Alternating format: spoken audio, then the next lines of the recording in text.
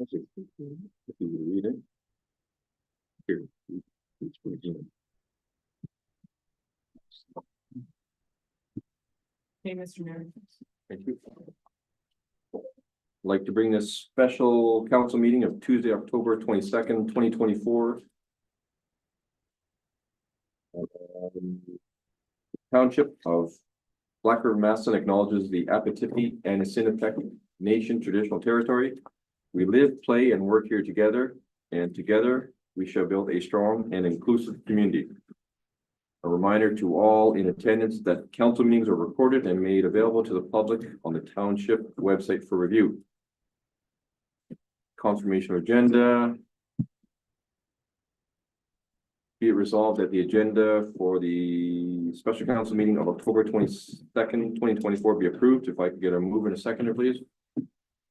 Councillor Charbonneau, Councillor Allen. All in favor? Good. Do we have any disclosure of pecuniary interest in general nature thereof? See none. Adoption of minutes, we have 2. Be it resolved that the minutes of the special council meetings held on September 5th, September 27th, and October 15th, 2024 be approved as printed. I got to move in a second, please. Councillor Allen, Councillor Gattary. All in favor? Carried. Be it resolved that the minutes of the emergency council meeting held on September 9th, 2024 be approved as printed. Move in a second again, please. Bouchard and Gattary.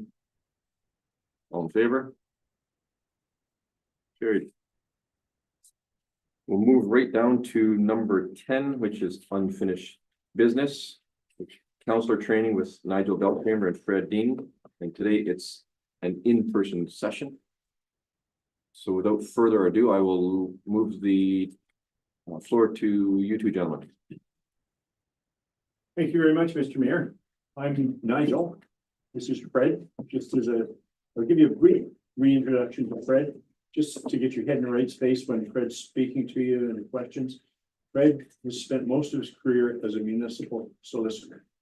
So Fred knows inside out everything there is to know about municipal. Well, 98% of everything there is to know about municipal law. Give him the benefit of 2% he doesn't know. But he's been involved. He spent 23 years as city solicitor for the city of Sudbury. So you can imagine all of the things that Fred did or prevented or made go away. So that's where Fred comes from when he brings that. But he and I have been doing municipal training like this for the better part of 20 years. Well, actually more than 20 years. Emil asked us, invited us to do some training for him back in 2001, 2002, and quite frankly, we haven't stopped. It's been a really interesting time. And this is not the first time, believe it or not, we've been to Black River and Matheson, either together or separately. This is a significant improvement over the council chambers in the former building. So congratulations on moving it to more open and moving it so the public could watch. So, Fred, you want to say 2 nice things about me, or we just carry on? He doesn't know any nice things about me. Okay. Let me give you a little bit of background. Lisa, can you hit the V key for me, please? Uh-oh. You must have taken back control. There's a way with PowerPoint that you can actually turn the slideshow off, just the screen, you hit the B key and it goes blank. You hit the B key and it comes back on. There we go. Okay. My background largely is in municipal finance. So we ended up our last session, we were talking about municipal finance. And okay. He's yeah. He was probably worried about what we were doing before. And there's somebody magic. It's just I know the background.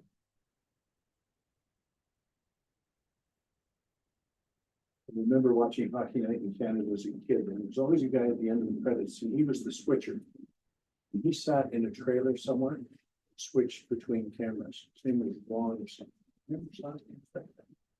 Anyway, so there we are. I think we are back. Let me just see if Yep, I'm sharing screen. Okay, we stopped at this point where I told you that the big dilemma for municipal government is you have a tremendous amount of responsibilities, particularly for infrastructure.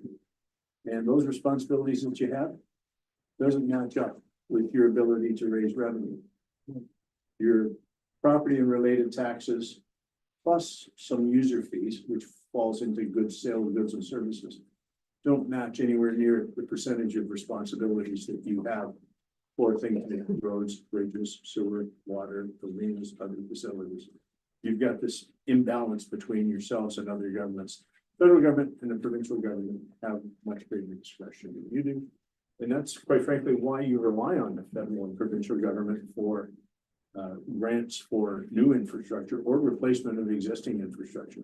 And in fact, you rely on them for operations because when the OMPF grant, well over $1 million every year comes to the municipality. Why? Because they recognize you haven't got that capacity in terms of your own tax base. The challenge is even that's not enough. And we know that province-wide. And as you become more familiar with asset management plans, that will help make it clear what the need is versus your capacity. So that'll be coming to you probably within the next year, something detailed on it. I want to give you a really quick update on property tax. Somebody asked the question, which of you is Louise again? You asked about property tax a little more. Okay. The issue around property tax is really, taxes are really simple. How's that sound? Every tax has a base and a rate, and the product is the tax payable. So if you buy dinner for $30 and HST is 13%, and it doesn't change regardless of which restaurant you go to, the bill is going to be $3.90. You have $3.90 added to your $30 bill for HST. That's how tax works. Property tax is really no different in terms of concept. There's a base, a rate, and the product to the two is the tax bill. And I think I encountered a fellow at the municipal office who was paying the second installment or the final installment of his property taxes just today. He'd received his bill. But in calculating his taxes payable, same thing happens. There's a base, which is the current assessed value, or short form, people call it market value, but it's market value as established by the Provincial Municipal Property Assessment Corporation. MPAC is a provincial organization. Even though it's got an M in the name for municipal, it's really controlled by the province. The board of directors is appointed by the province. So it's in the province sets the legislation and the policy. So the base is set by the province, and it's roughly expressed as what a willing seller would accept from a willing buyer in an arm's length transaction. So if you were selling your residential property and you were a willing seller and a willing buyer came along and you reached a deal, that's market value. The problem you face today is the market values are all based on 2016 values. And you're taxing based on 2016 values. The government of the day has not allowed for those updates to take place, which are supposed to take place every 4 years. So we're substantially out of date. But that's another issue. But in determining the amount of money that you need to run a municipality, you set a levy. So this is the amount after all of our grants, all of our fees and services. This is the amount we need from our collective property tax base. And you then calculate a tax rate for staff to calculate the tax rate. And that tax rate will vary from year to year, depending on how much money is needed to run the municipality. And the product of the two is the tax bill. You have a base, a rate, and a tax bill. And it's this rate that will change from time to time.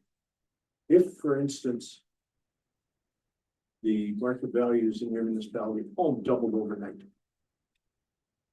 what council would end up doing is dropping that by 50%. So your property tax bill stayed the same, assuming it didn't need any more money to operate the municipality. So when reassessment comes, people will say to you, oh my God, if my market value goes up, my taxes are gonna go up. No, not necessarily. The taxes may in fact go down. If your market value goes up less than the average in the municipality. It's a different calculation. We'll get back to that some other time, but don't automatically be afraid of it. Reassessment is there in order to promote fairness. There's a couple of other wrinkles in the property tax. If you happen to have farmlands instead of residential property, the province says you must apply a discount factor of at least 25% to the calculation. So farmlands and buildings pay effectively a much lower tax rate because it's discounted by 75% to get a lower tax bill. And there's some sense to that because farmlands by themselves don't consume a lot of municipal services. Obviously, you need some roads to access them, but there's no recreation costs for farmlands. Think about that. Farmlands doesn't generate anything for the DSAT, right? For social assistance. So, and farmland generally aren't served by water and sewer and other amenities. And anyway, the states that we compete with, like Ohio and Michigan and Pennsylvania and so forth, they also discount the property taxes. The farmhouse is assessed as if it's a residential unit.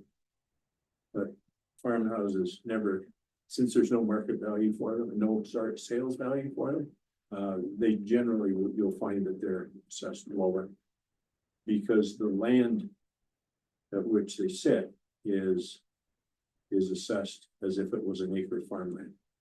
And an acre of farmland is probably not worth the price of a residential lot. So you'll find some anomalies there. Don't worry too much about that. If you have some industrial property, there is a class factor applied to it. There'll be a pipeline factor applied here. And if you have some other commercial or industrial properties, they actually usually pay a higher burden. Why? Because there's a factor applied. And you get to determine what that factor is. You can't jack it way up in order to send a higher burden. It's got to be within a range that's prescribed by the province. Generally speaking, the pressure is on you to reduce that. And that in itself is not a significant component. I've got your financial statements there. I haven't taken a look to see what your factors are, but I suspect that that's not a major financial issue. But the thing to keep in mind is just because the assessment changes doesn't mean that your rate stays static. Your rate is what the mathematicians call a dependent variable, where HST is an independent. So any business would fall under industrial or no? They'll fall into different classes. So industrial tends to be properties where things are made. Commercial properties are where things are sold or traded. Okay, So I just use industrial as an example. okay, Perhaps I should have said business property, but the different classes of business. Multi-res over 6 units, that's a business. Multi-res under 6 units is residential. Okay. So some unique terms like that. okay. But again, you don't need to worry about that. Province has made those decisions for you. I can take a look and see what that class factor is. We don't, so if you got a machine shop, it'll be industrial. If you got a home hardware, it'll be commercial. Does that help? Thank you. And just to touch back on fees that we talked about before. Fees are what you charge for services that are delivered to a property or to an individual. So water rates. You may have a flat water rate, you may have a metered water rate, I don't know how you charge, but you can't charge or you can't develop your water fees in order to generate a profit that can be used to subsidize other services. You can generate, when I say profit, a surplus in any given year for water in order to set aside money for future water repairs. That's just good business. So, but you can't exceed the cost of the service. Future repairs are calculated or included as a cost of service. Sewers, same thing. Your sanitary sewers in the areas where you have that. And you have at least 3 sanitary sewer plants, David? So, then how many water systems? 3, Just 3? maybe 4, rainwater. Madison, 5. Hold on you. That's okay. What about whole tire and the shoulder? For water? Yeah. we don't have it. Okay. Full tire has it. Full tire, yeah. You may Four. make, Four. yeah, okay, you may make a decision that says we're gonna charge the same water rate in every water area. Or you may have independent rates based on the cost of that particular area. I don't know what your practice is, both are legal, it's up to council to make that decision.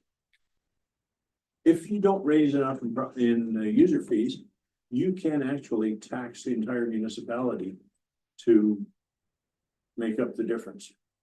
Usually you don't, but you can legally. But on the other hand, you can't take a surplus from water or sewer rates and use it to offset the cost of recreation. For instance.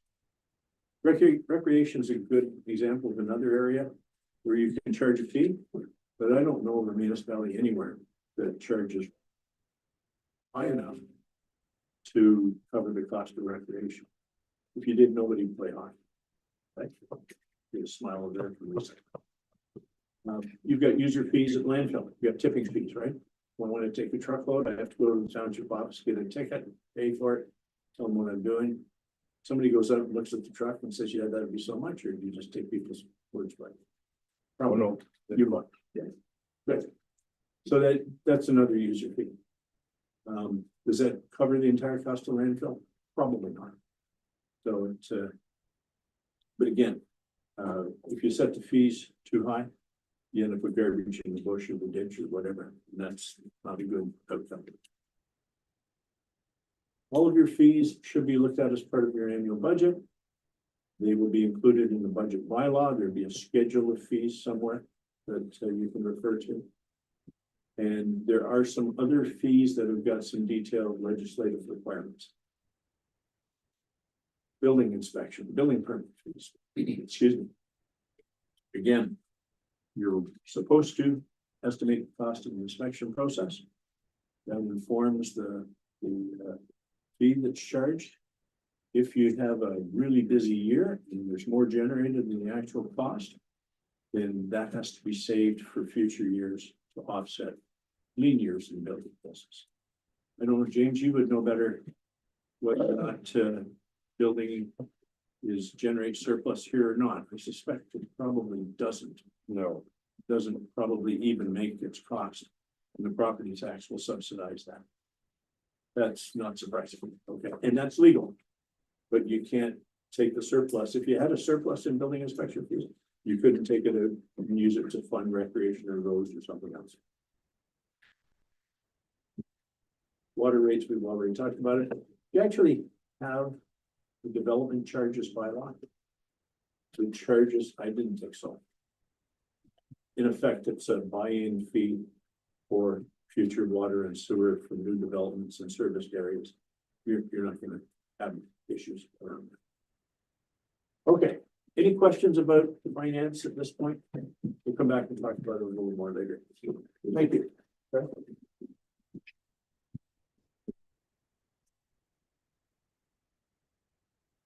Really nice to see real people after being online all the time. It's really true. I thought it was after spending a day with me. Oh, yeah. Just seems like 4 or 5. Actually, it is 4 or 5. We're gonna be together. We spent the first while online talking about some basics and fundamentals. And we talked about roles and responsibilities, the various responsibilities within the organization. And we landed on the fact that you are the decision makers. You set policy and that's your primary role. And you do that at meetings.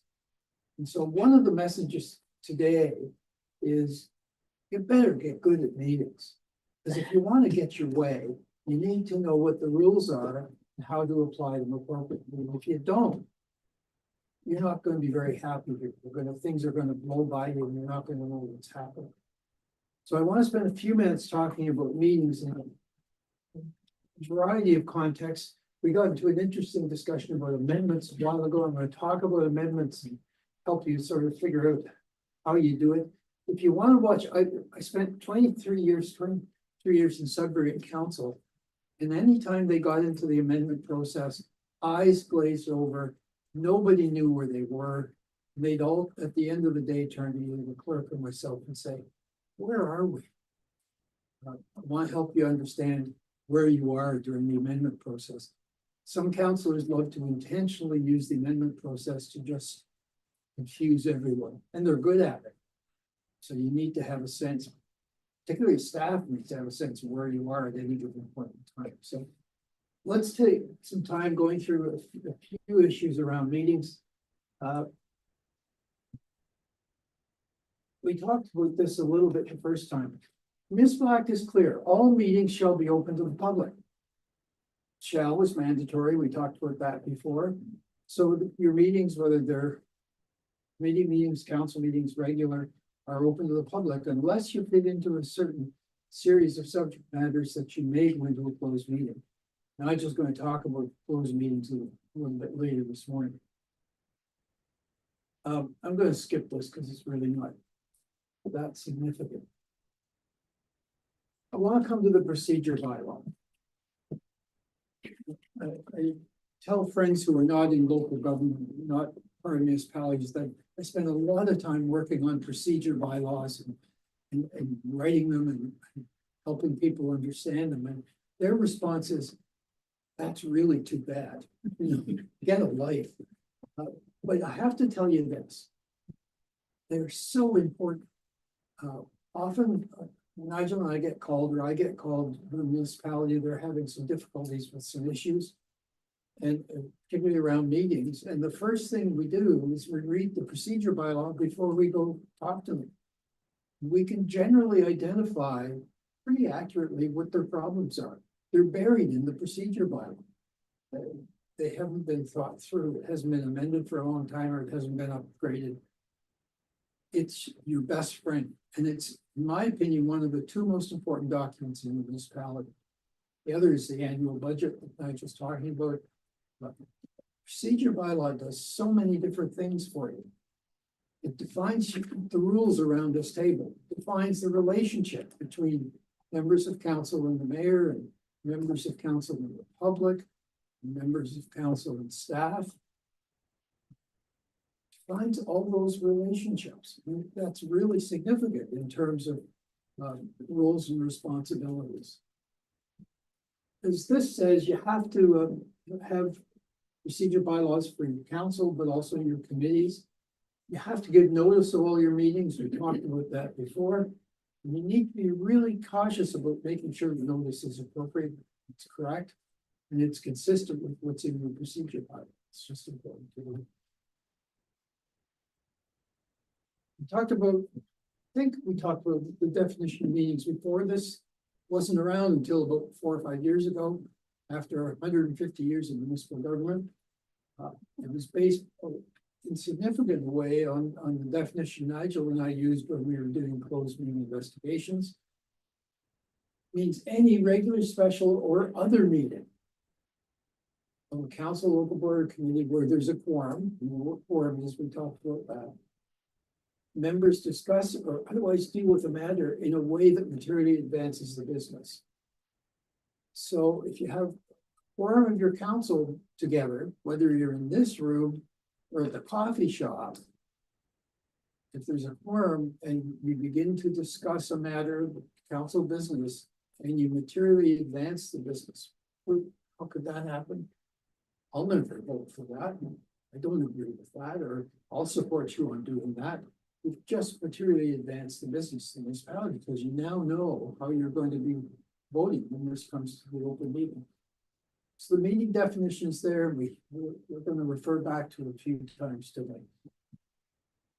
Every council meeting requires minutes to recording of the proceedings.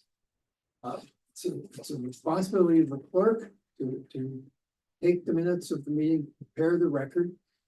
The clerk, remember we talked about statutory officers last week? Clerk is a statutory officer. It's part of the job description from the province. One of those job descriptions is that the clerk should take the minutes and record them without note or comment. So what does that mean? Well, it means it's not the Reader's Digest version of who said what at the meeting. It is the decisions that's been made, who's there, who moved it, seconded it. The vote, whether it was carried or lost. So it's the corporate record and it stays forever in your archive. The clerk approves the form of the minutes. That's for both council and committee. Clerks don't have to be at committee meetings. You have to have a recording secretary there who is not a member of the committee. Minutes are really significant and really important. So let me just take you through some of the things that I think are important around meetings. We started off today in an interesting way, and I've never understood this, and you're not alone. Lots of councils do this. The first thing you did was you confirmed the agenda. Why? No need to do that. Think about it. You posted notice on your website, I assume, for this meeting. The world knows what you're going to be doing. Let's take it out of this meeting, put it in a regular council meeting. The world knows what you are going to be asked to make decisions on, because you've told them in advance. And you now come along and say, well, we got to confirm what put up on the website. You don't have to do that. And you don't need a motion to approve the agenda. The agenda is there. Your procedure bylaw says it's there. Staff has prepared it in accordance with the rules set out in your procedure bylaw. Just get on with the meeting motion. Save yourself 20 seconds at least every meeting. Because fundamentally you've told the world what you're going to be talking about. Really simple and really significant to do. You need to review your procedure bylaw every term of council. Often it's required because the province changes the rules all the time. And you've got to make sure that your bylaw is consistent with what the province is telling you. But also you need to review it from time to time to see if it's doing what you want it to be doing. It allows you to make good decisions. And it takes the conflict out of council in terms of people being able to surprise other people or do some things that may not be appropriate. The issue of the public at council is an interesting one. Some people will say, well, it's a public meeting, so the public should be allowed to participate. Well, that's not true. It's a public meeting because the public is entitled to be there. In fact, the courts have said the primary purpose of the public at council meetings is to observe, is to see how you are making decisions. Now, the public does have an opportunity to speak, and you set that in your procedure bylaw by having provision for delegations.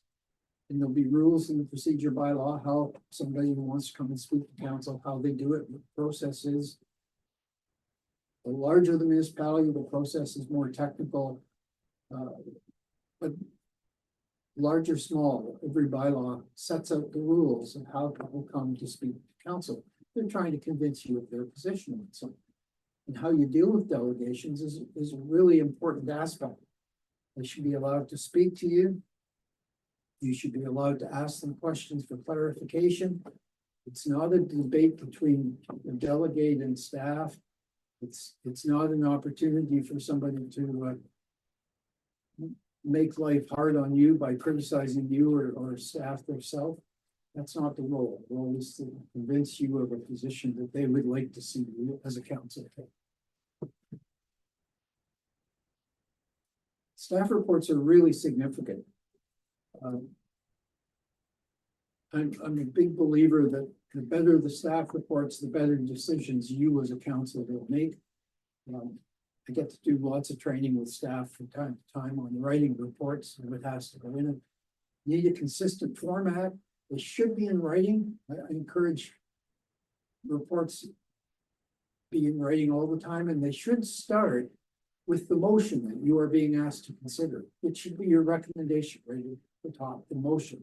So when you pick up your agenda to read it, first thing you see is the motion. Oh, that's what I'm being asked to vote on, one way or the other, and it's right there. Really helpful. It's like reading a newspaper, you read headlines, and you may or may not finish the reports. The format is important and use it to template for all the people who are writing reports to council. Staff should always be making a recommendation. In larger municipalities, it's important for council to know who the author of the report is and whether it's been approved.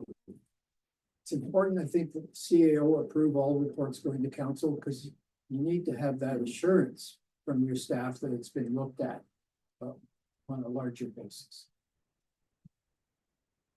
Let's jump off here and go to amendments, just because it raises itself in the motion or with the discussion we had around the amounts.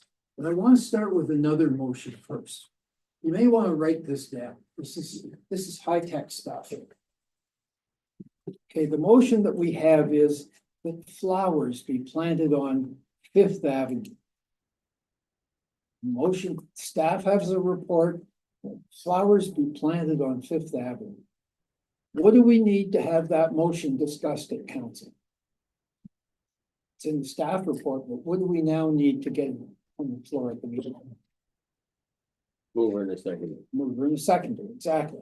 Let's assume we got the mover and the seconder and it's now on the floor and there's been, you can imagine with this considerable debate going over an extensive period of time, somebody, one of you puts their hand up and says, Your Worship, I want to make an amendment by adding the word red before flowers. Adding one word. Okay, is that a proper amendment? Yeah, absolutely. So what are we now as a council talking about? We're talking only about the amendment. That's the addition of the word red. We got to move in a second. Yeah. Good thought.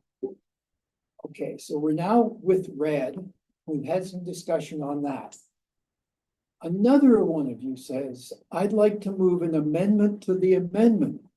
This is where the eyes glaze over and things get out of control. And it's a mover and a seconder. And the amendment to the amendment is the addition of the word right before red. Okay, you can tell this is going to take almost half your evening. So we are now discussing nothing more than the addition of the word right. We're not talking about the main motion. We're not talking about red. We're talking about right. It's the amendment to the amendment. Whoever created the parliamentary rules said you can't go any farther than that. You can only have a main motion amendment and an amendment to the amendment. You can't have an amendment to the amendment. So after some debate on that, it's time to vote. What do we vote on first? We vote on the amendment to the amendment, the word right. If it carries, where are we now? You're now with bright red. We're back to the amendment. Kind of go down the list and back up. So now we're going to vote on bright red. If bright red, oh, before we get to bright red though, one of you says, I'd like to move that they only be planted on the east side of the street. Is that a proper amendment? No. Why? Because we already have an amendment to the You're amendment. dealing with another amendment. It has nothing to do with the amendments you've got. You've gotten rid of the first amendment to the amendment, Oh, jeez. but you can't have one that takes off in a different direction. At least not till you get back to the main motion. So now we're dealing with bright red. We vote on bright red. Let's assume it doesn't get passed.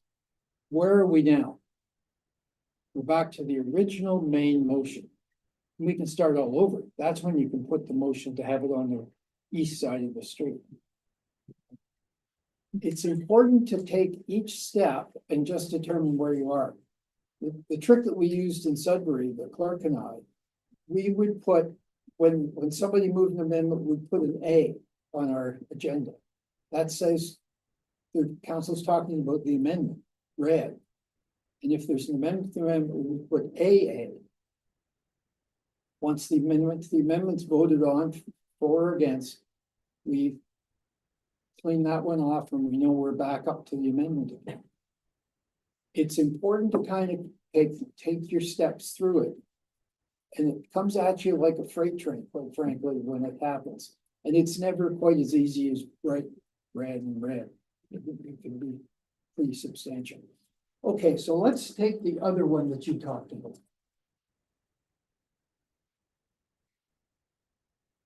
And we'll do this motion is before you now, that a grant of $5,000 be made to the Nigel Beneficial Society. Proper motion? Hardly enough, I know. Well, that's what we're going to talk about, Nigel, actually. We have a mover and we have a seconder. It's now before you. Staff put the number in the report. And it's important to do that. Don't ever leave it blank. So how do you get the number changed? Well, let's go back to where we started before. If I want to change that main motion, how do I do it? I do it with an amendment. I'm moving the amendment to change 5,000 to 10,000. You getting there? Is that proper amendment? Yes, it is. Moved and seconded. That's now what we're debating. And it gets voted on. So we vote on the 10,000. If it's defeated, we are back to the original main motion of 5,000. Then if somebody wants to go to 20,000, you can move another amendment. And it will get debated and it gets voted on. It's either passed or defeated. So that's the easy way to deal with numbers, and it keeps it in place all the time. You don't kind of lose track of it. But it requires, and sometimes staff don't like doing this, but it requires staff to give you a starting point in their report and in the motion that's there, and then council can deal with it. You deal with it by amending that portion. Is that helpful? Yes. Okay.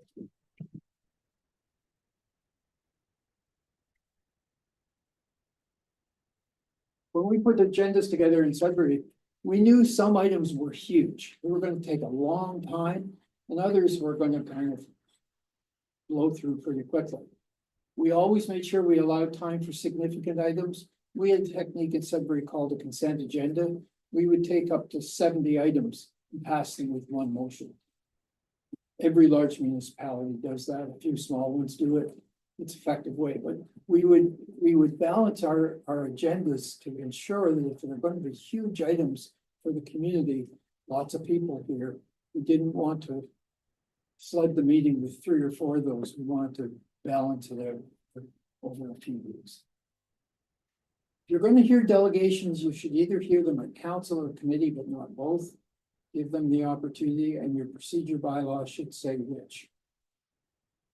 In your circumstance, my recommendation would always be hear them at council. It's just more appropriate.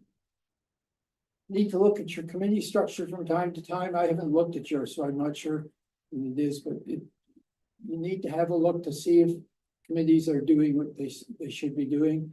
And what they should be doing is providing advice to you and making good recommendations. That's why they're there. They're trying to take some of the workload off you, but in fact, the reality is committees increase your workload. They increase the workload of members of council and they increase the workload of staff. And they tend to take a lot more of your time. We dealt with one municipality who contacted us and said, we're out 6 times a week at committee and council meetings. It's too much. That's not what we signed on for. And so they asked us to come and help them, and we got a new structure in place. You need to look at from time to time and ask the question, is this committee providing good advice and making good recommendations to council? Do you use committee of the whole? No? Don't. Good. Stay away from it if you can. Some other techniques. Start on time. Respect people's time. We were on cable TV in Sudbury back in those days. And the mayor was insistent we started exactly 7:30 because he said there's nothing worse than dead air convince the public the council didn't have a clue what was going on. So 7:30 we started, no matter what. You need to know the procedure bylaw. My rule for clerks is you need to read it every month. My rule for mayors, you need to read it at least every 3 months. Just go through it quickly so you know where things are. The number one most important part of your procedure bylaw, bar none, is the index. To help you find things in a hurry. Because as I say, things come out, they come at you really quickly, but you need to be able to find them. Your staff, and what you do as well. How long do your meetings generally run? How long is scheduled for, or how long they normally run? Yeah, normally. An hour and a half. Okay, that's good. That's terrific. I went to Sudbury and when I was interviewed for the job, they said, can you help us shorten our meetings? They started at 7:30 and they never finished before midnight. And as you'd expect, all the big decisions were made after midnight. So we made a bunch of recommendations to council and they shortened their meetings down to about 2 hours, an hour and 3/4. Things you can do, but an hour and a half is perfect. Because you're still, your head's still in the space, you're not kind of getting tired of the whole thing, which is important. I think it's important for the head of council, for staff, and for every member of council to demonstrate respect for the chair. And that flows over to the public. Public see that. You don't have to agree with the person across the table from them. But, and you can have great debates on issues. The best council I ever worked with in Sudbury, just 10 incredibly bright people. Who had some amazing debates. They didn't agree all the time. They were disagreeing on things. At the end of the day, when the vote was taken, they moved on. And in fact, in those days, they all went out for a beer after the meeting. Can't do that. But they were good friends, but they understood. And in the whole term of council, there was never one personal attack on any member of council. It's really important. And a lot of municipalities around this province right now, they don't get it. And they're costly. Spending a lot of money on lawyers and integrity commissioners to deal with that sort of issue. Just read about Elliott Lake if you want to find out some details. We're over 700,000, I think, on lawyers and integrity commissioners in the last few years. It's expensive stuff. Respect the other person's ability to speak. You don't have to accept what they're saying. But I'd be shocked if all of you aren't here for the best interest of your community. And it's a matter of how you're going to move forward, but as a majority with that position. Everybody has a vote. And that includes the mayor. You get to vote. Use it. It's important. I think in my world, it demonstrates leadership. You do that. It's really important to do. All of the voting rules, all of them are in the municipal act. Your procedure bylaw may have them listed in there, but they're just parroting what's in the municipal. All in the act itself. Majority prevails. We've talked about that before. If it's a tie vote, it's a lost vote. The mayor doesn't get a second vote to break a tie. It's just a tie vote is a lost vote. Important to keep that in mind. The only decision you have as a council around voting is in unrecorded votes, and that's the order of the voting. Did some work with Aurora years ago, and at the end of the session I did on the procedure bylaw, Councillor Abel came up to me. He said, "I hate being Councillor Abel." I said, "Why?" He said, "Because I have to vote first on every vote that's a recorded vote." And I said, "No, you don't. Change the rules." And we talked about some of the different ways that you can do it. And I saw him about 6 months later, and he was a much happier guy. He says, council agreed to change the rules. So now the person who asked for the recorded vote had to vote first, and then they had a process to go around. So that, again, that's part of your procedure bylaw. It's in all voting rules are in the act itself. Yeah. Can you elaborate on that last vote that you mentioned, so Yeah. that there's no decision made there? No. let's assume there are six of you at the meeting. Yeah. Okay? The vote's taken, it's 3-3. That's a lost vote, that's a no. It's defeated. Okay, so it's gone, it's just as if the vote was 4-2 against. It's 3-3 is the same result. When it comes to, like, if there was a decision being made between one thing and another, and like you say, there was 6 people voting and 3 were on one side, 3 were on the other. I've seen it before where they revote and then they revote again No, until someone changes their vote. no. Unless that's in your procedure, but it's not appropriate. Okay. It's lost, You can't vote on your choice. that's right. You go with A or B. Well, it was That's for not a hiring of instating a council member. There was an opening and there was 2 people that were vying for it. And so there was a vote. Then there was another vote because it was tied. And then another vote because it was tied and finally. Oh, someone that's to changed their- appoint someone. Yeah. Just wondering if it runs along the same, That would be appropriate to, in that circumstance. Yeah. But you're never voting for one person or another. No, You're always voting to appoint Fred to the vacant seat. that's right. And until you end up with a majority that says Fred Okay. gets appointed, you haven't won. There was an interesting thing in Sudbury. We had one counselor. Who was incredibly bright, didn't pay attention at the meetings, and her head was off somewhere else. But she had a very interesting job, and a vote would be taken. And she voted one way or the other. And she realized right after the vote that she voted the wrong way. And she did this at least once a month, voted the wrong way. And she would instantly ask for a recorded vote. Recorded vote in the act says that it can be asked for anytime during the debate. So right at the beginning of the debate, you could say, I want a recorded vote. Doesn't mean you want it right now. It just means when we get there, it's going to be recorded. But you can also ask for a recorded vote immediately after the first vote, regular vote. And in that case, the meeting gets turned over to the clerk. The clerk takes asks each of you how you voted and announces the result. And you don't have to vote the same way you did when you voted around the table. And she changed her vote all the time. It was a regular thing. So it's a bit of a quirk, but again, it's in the act and you're entitled to allow to do that. Any other questions? I really encourage you to have a sense of what's in your procedure bylaw. Better understanding you have what some of the things it can do for you, the more times you're going to do it. I have 2 questions. First is regarding the coffee shop. So, We're coming to that. no, but you had mentioned, you had alluded to it. So if I'm in a coffee shop having breakfast with counselor and a third counselor shows up to take a takeout coffee and he sees us and he walks over and sits down. There's only 3 of us.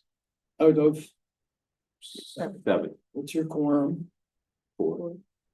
Just answered you. So we're still good. Yeah. Okay. Then the other comment I was gonna make is on the confirmation of agenda. I know it's frowned upon, but we use that as an opportunity that if a counselor wants to add something that wasn't on the agenda, Okay, that's where we use that. yeah. How fair is that? Think about it. You've published an agenda, you've told the world, you put it out there and said, here's what we're doing tonight. And then you show up at the meeting and say, oh, let's add a few more things on. How fair is that? How appropriate is it? Be really cautious about adding things, particularly if 3 of you know about it or 4 of you know about it, the other 3 don't. Be careful. Trust around this table is really important. Be careful adding things to your agenda. And it can happen by members of council, it can happen by staff putting last minute items, it can happen by the public, come out and ambush you at the meeting. Be really cautious about it. Deal with, sometimes it has to happen. The staff will come, been working on something and got it just at the last minute. But be really cautious about changing from what you've told the world you're going to be making decisions on at the meeting? According to the great question. If Any you- other questions? Roger, do you want to talk about closed meetings? Sure.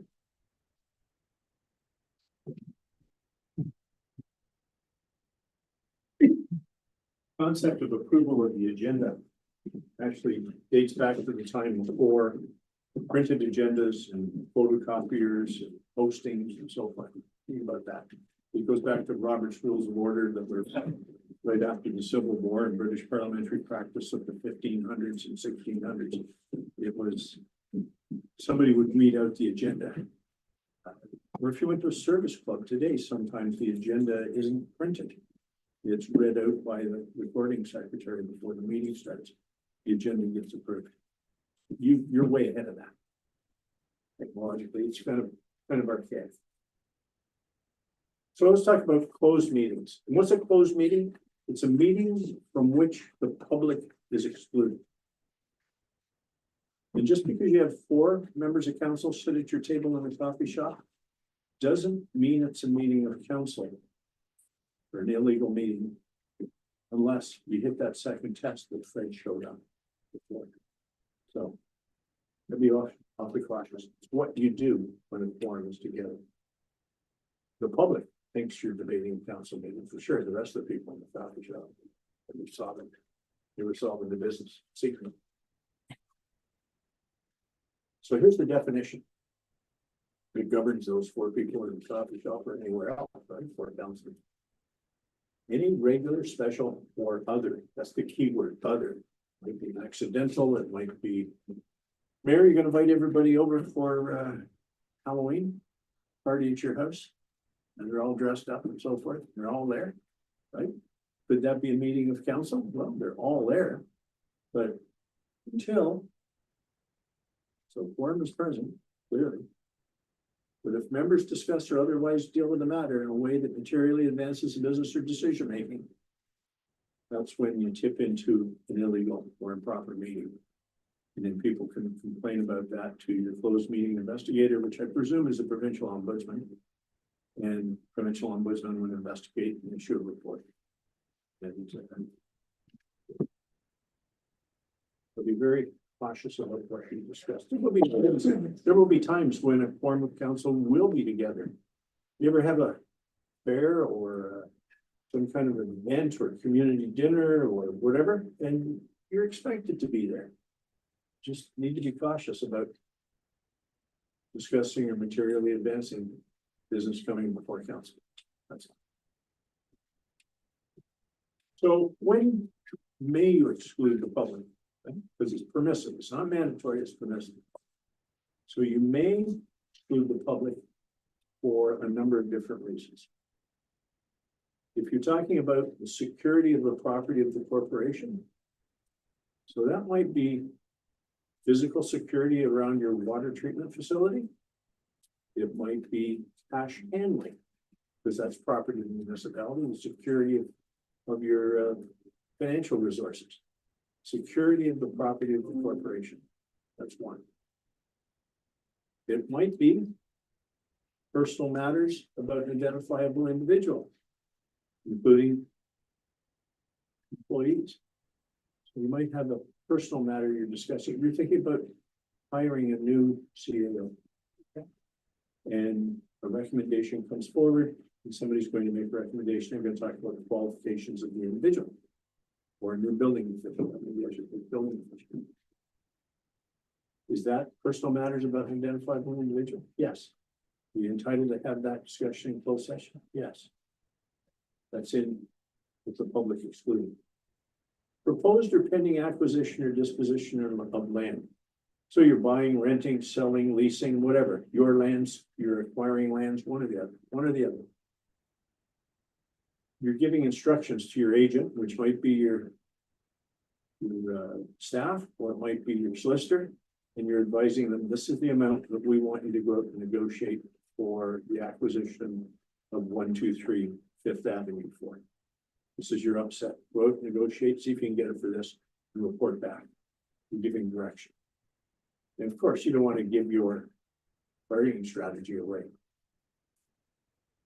Labor relations or employee negotiations, I think as a council, you've been through that.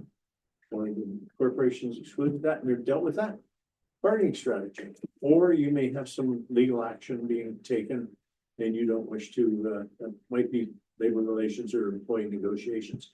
Even if your solicitor is advising you on that, it's better to use whatever's more specific rather than just solicitor-client privilege. Or you can use two. You can have more than one reason.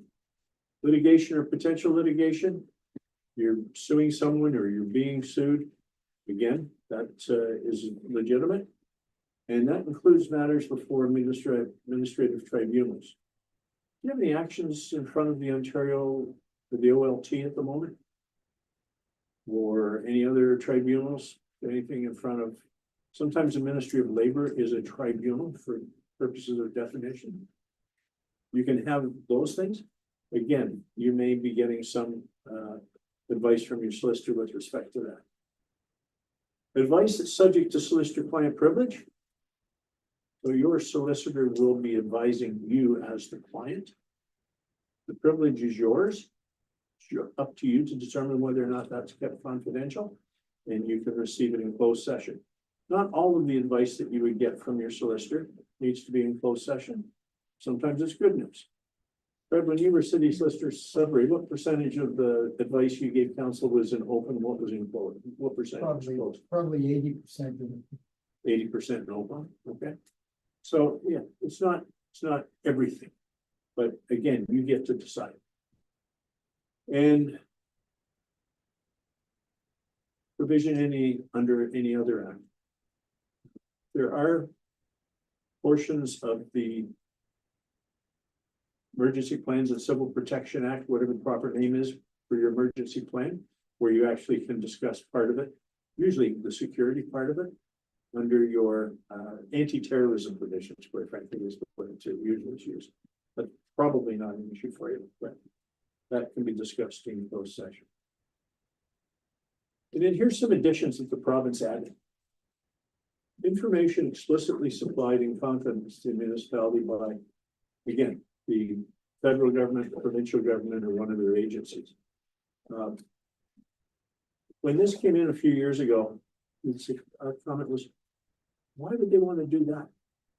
Well, it was actually initiated by the province because the province wanted to get your reaction to a grant announcement, let you know about it, but they didn't want it to be public before they made the announcement.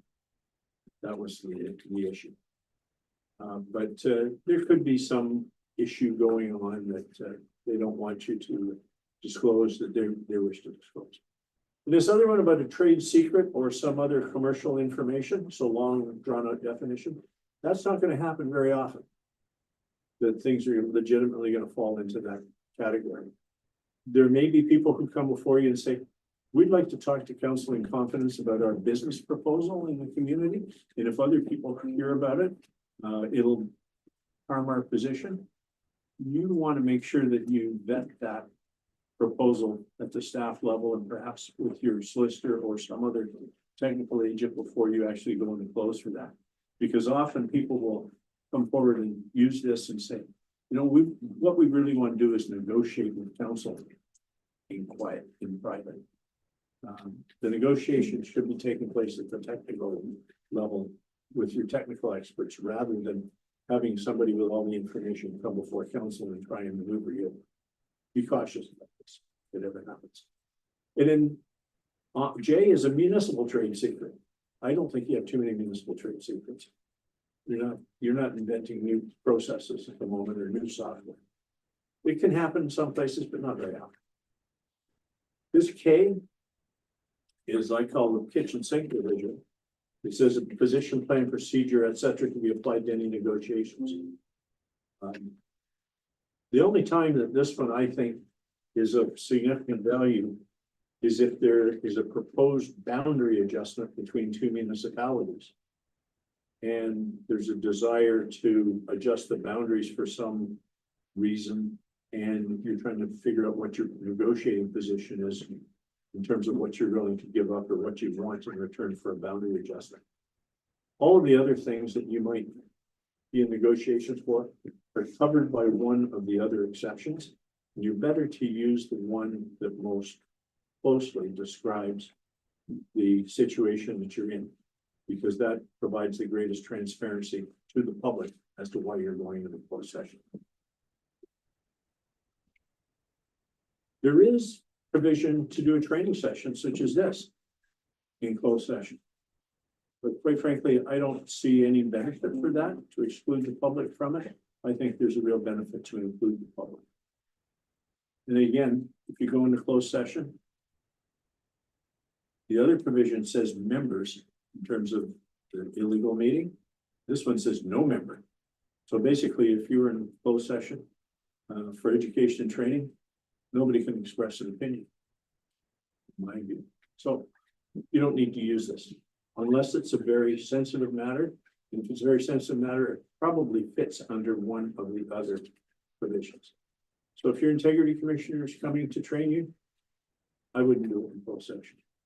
If you're water training, no way you should do that in closed session. There's no real advantage in this, except in really rare circumstances. If council acts as head under the Freedom of Information legislation and makes the final determination on release of documents, then council can have that discussion in closed session. In fact, you shall have it in closed session. But council's not the right place to have that discussion. In fact, that discretion should be delegated to staff. And it may in fact be delegated already to staff in their circumstance. I wouldn't suggest council tries to get involved in release of that. The other one is if you have a report from the provincial ombudsman and it's a draft report, they like to issue a draft report and get your reaction to it, and then you shall receive that draft in closed session and provide direction to staff to respond to the ombudsman. Fred and I did closed meeting investigations for a number of years. We issued over 100 reports. There's only one that we recommended the council do in closed session. Quite frankly, there's only one where we issued a draft because of the embarrassing nature of it.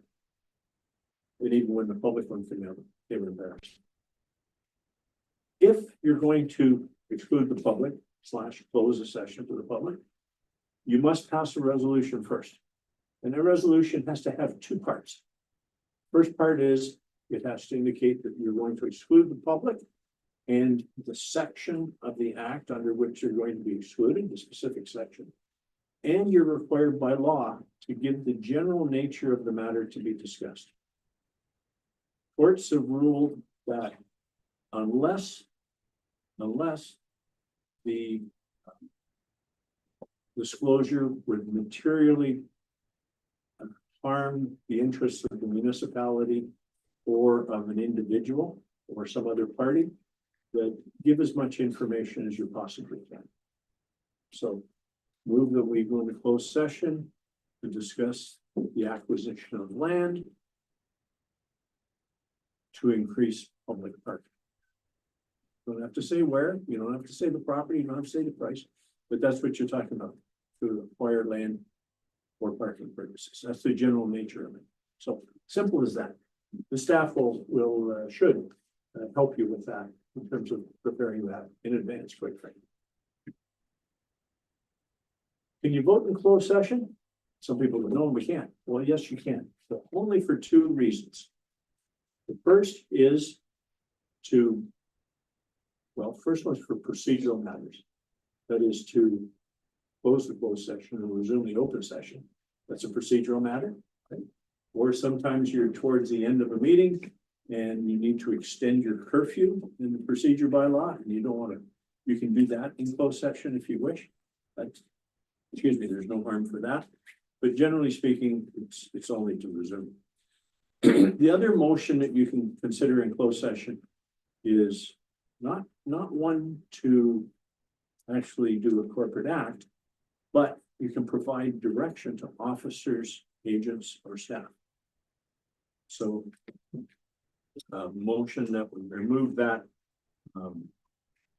The acting clerk, treasurer, public works director, whatever all of your titles are, James, the moment.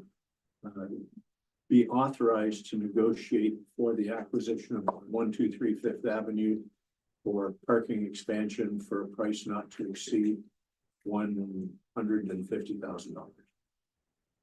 That's the motion that's duly, excuse me, considered in closed session.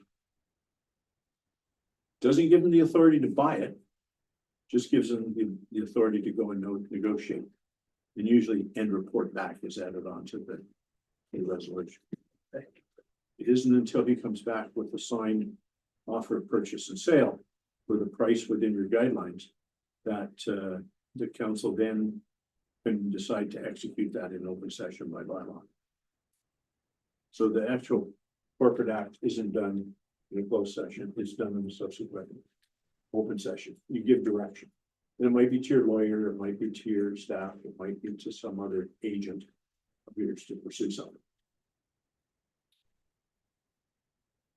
So you have to, even after he reports back that he was able to get an offer of purchase and sale for $75,000, right? He reports back in closed session. You still can't go and buy it until council passes a bylaw in open session to execute, authorizing the mayor to execute the offer of purchase and sale. If you breach the legislation and the closed meeting investigator issues a report, it's a public report, you have no choice. And those reports, there's no penalty attached to them, but they can be embarrassing. However, some parties may use the closed meeting investigation process as disclosure for future court action. We've seen that happen. So be cautious. There can be some harm coming out of it. It just reports various things that I've said. So just don't assume that a closed meeting report is the end of it. There could be some civil action that comes forward. So that was all about closed meetings. Any questions about closed meetings? There's no such thing as a dumb question. We should have said that in the first one. No questions about it. Presumably you have a closed session as part of most of your council meetings. There'll be some information that needs to be passed to council. We try not to because it becomes, it's, the public views it as non-transparent, so the fewer closed meetings, the better. Yeah. Are closed meetings required to be recorded in any shape, form, video, pencil, paper, anything like that? Two parts. The clerk is required to record minutes of closed sessions, just the same as they are of public sessions, but those minutes are not public document. Right? The provincial ombudsman would like you to record so that if they are called in to investigate, that they can go back and look at the recording. But there's no legal requirement for you to have that recorded. I think it's not necessarily the best idea because it's just another way of, it's just another opportunity for information to leak out. But I think the clerk is required to keep the minutes, but again, it's not a detailed he said, she said, it's just issue, resolution, disposition. Does that answer your question? Yeah, so as council, when we go to tonight's closed meeting, we have to approve the minutes from the previous closed meeting. We should be able to review what was discussed. You can review what you did. We did. Yes, you went into closed session, you considered this matter, here's the resolution. Yep. Here's the results of that vote, here's the end of the closed session. But if we provide direction to a staff member, that would be in closed meeting Because you minutes. do it by way of a resolution. That staff member X be authorized or directed to negotiate for or to converse with or whatever. Then And then you get a report back. Okay. If you were to lose your clerk during a meeting, open or closed, what happens? If you lose your clerk, Let's say there's an emergency, clerk has to leave. you shall have a clerk. The clerk can delegate to any person other than a member of council his or her duties for the purposes of a meeting. Presumably that person is trained and knows what they're supposed to do. But you can't have a meeting without a clerk. That would be illegal. Well, let's say there's, 6 counselors, the mayor and a clerk, and there's an emergency that the clerk has to leave. When you don't have anybody to act as clerk, then you can't have a meeting. You have to adjourn it right there. You don't even adjourn it, it's done. Okay. Just, it's the same as losing quorum. At that point. So, but that doesn't, so you think the clerk might run out of the meeting? Well, there's just a question. If James were to jump and run out of the meeting, it'd be a career limiting move by me. So we would refer to it as joking. That. Okay. We'll trip him. Pardon? I said, we'll trip him. Okay. All right. We're talking about the responsibilities, and this is how council makes decisions. So you've actually been through this, or we've been talking about this all along. And this is sort of a chart I put together many years ago that says, where does an issue come from before it gets to council for decision making? Well, actually, it can come from multiple sources. Usually staff put it on the agenda, or council's passed resolution requiring a particular report be brought forward at a future date, or the province sends you something, or there's a request come from the public, all kinds of different things. Issues can come at you from everywhere. You shouldn't get into decision-making mode until you have staff report. You heard Fred say this. Without a staff report, you're liable to be ambushed, or you're acting on incomplete information. That's why you hire professional staff. And staff should analyze the issue, provide you with options. Sometimes do nothing is an option. In fact, it's always an option. And a recommendation. Recommendations there should be one for every report, as Fred says. Shouldn't be, oh, council, you can do this or you can do that. It's really rare that there are 2 equally valid recommendations coming out of the analysis. And that comes to council. And in fact, the recommendation in a report from staff will be worded the same way as the resolution will be worded to make it easy for council to move the recommendation. It's closed. But ultimately, council must make the decision. It's not staff that make the decision, it's council that makes the decision. People will argue that, oh, well, wait a minute. If we get all these staff reports, then council just rubber stamps what staff say. Well, you're not required to. That's number one. Number two, if the majority of the reports that come through from staff are adopted by council, that's not a bad thing. It says you've got competent staff, they understand the business that you're in, they understand the strategic plan of council, they understand the direction that council's going in. You would expect that the majority of the recommendations that come forward will be adopted by council, will find sympathy by council. If you've had a council that were rejecting most of the recommendations that come forward, then I think you got a problem.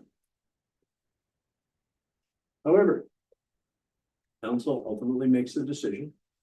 Then there's a staff responsibility to go away and implement that decision and implement it with the measurement. Why do you need measurement? So council can evaluate that implementation and the merits of the decision that it made. Because that's there's actually a loop here. So if council says, we didn't like the decision we made, or we didn't like the way it was implemented, then you go back up here and go down the process again. It's a circular process. And it's a similar decision-making that you might make in business. Once had a newly elected member of council come up to me after doing this presentation, this slide at a break. She grabbed me by the sleeve and went like this. She said, "Can I ask you a question?" And I said, "Sure." She says, "I'm a kindergarten teacher." I said, "Well, that explains that." But she said, "This is how we teach kids in kindergarten to resolve problems."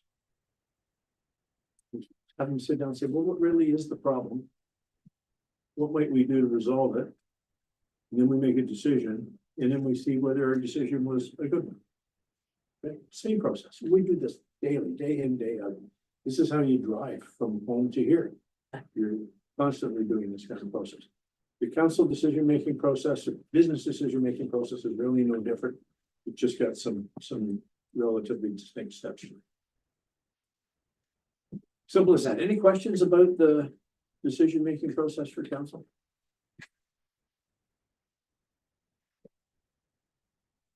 Right? What do we do? I'm gonna recommend that we take at least a 5-minute break, if not more, because your head's gonna swim during the next part. Okay, we have the technology to do that, I believe.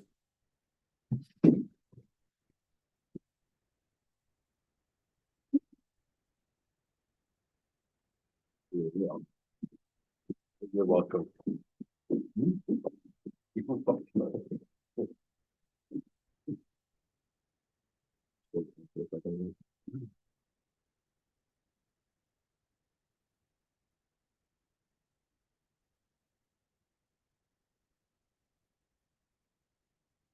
Good story where we were sitting.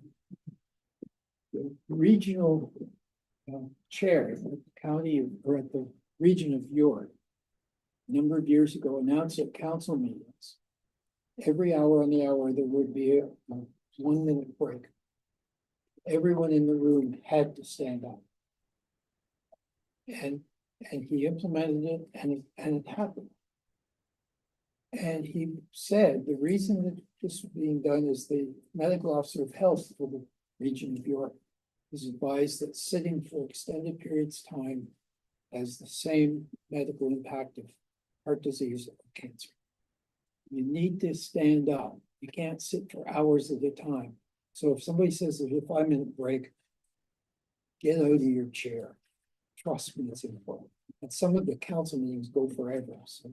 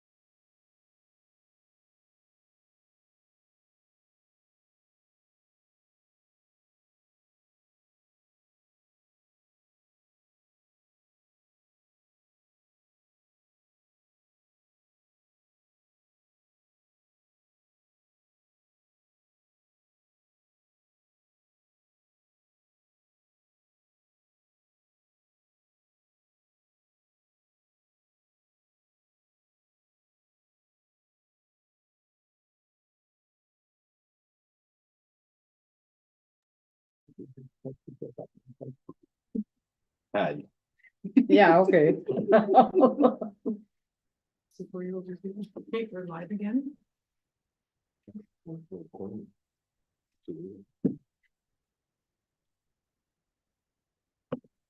Good, all right, we're back. I'll provide you with the floor where you left off. Thank you. Thank you. I want to talk about conflict of interest, but before I do, I want to follow up on something. Nigel was talking about closed meetings. One of the things I think as council members need to be aware of is you carry around in your head or on your phone and your laptop or on paper, a lot of confidential information. You know more about confidential things about your community than anybody else does.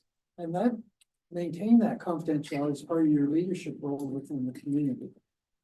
Be really cautious about maintaining confidentiality.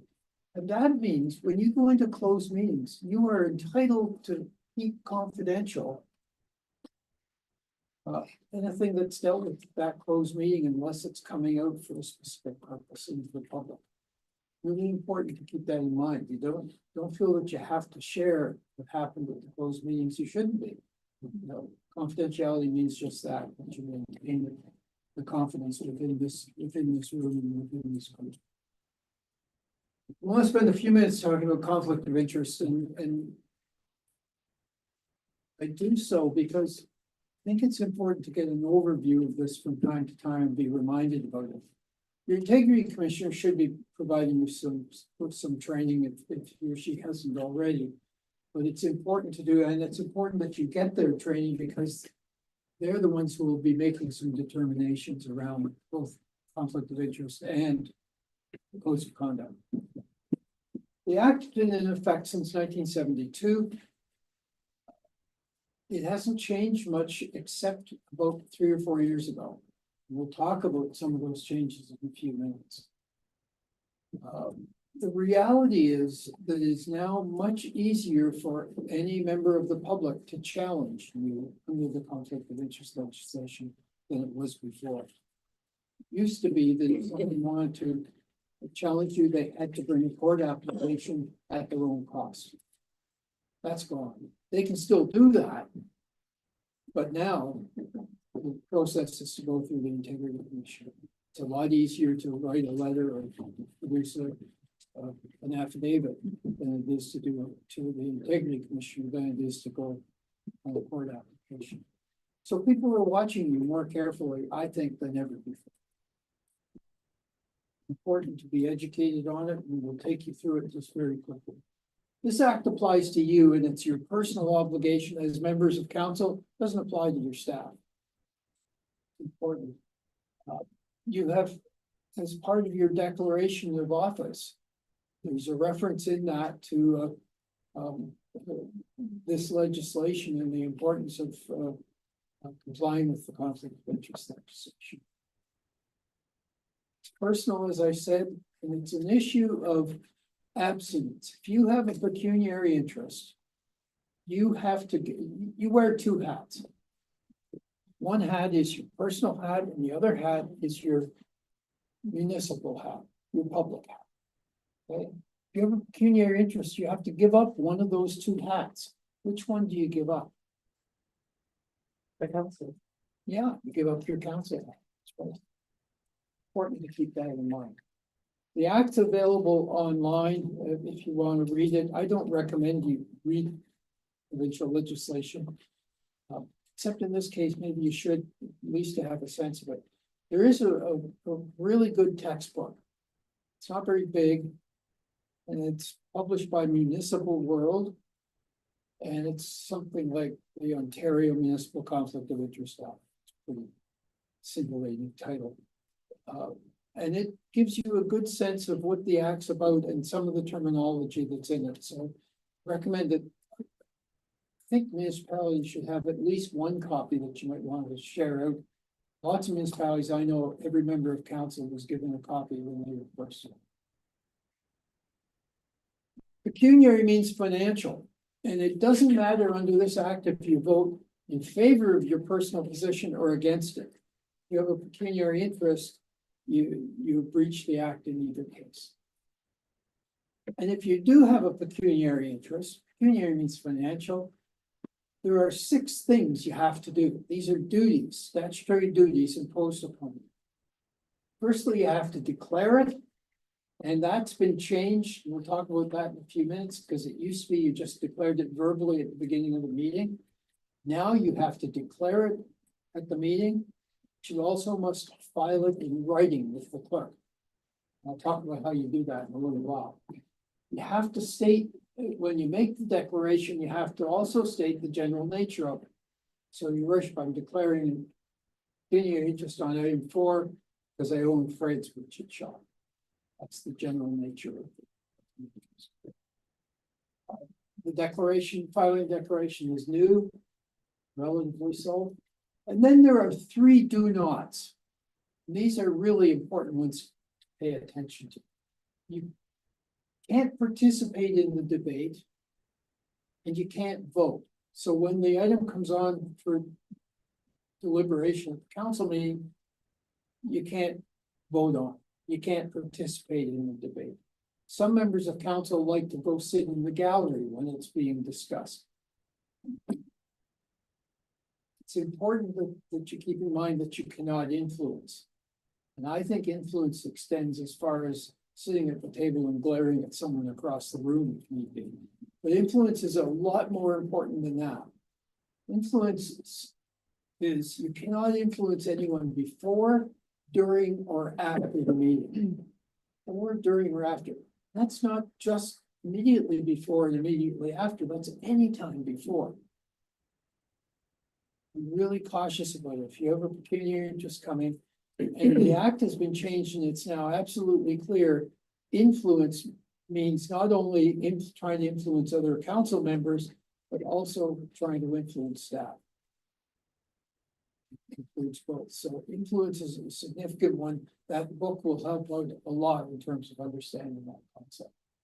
So every time you have 6 duties, if you have a pecuniary interest. This registry now, the best way I think you should, if you have a pecuniary interest, is write it out or type it out in advance. The exact wording that you want. Bring it to the meeting and read it. And then give it to the clerk.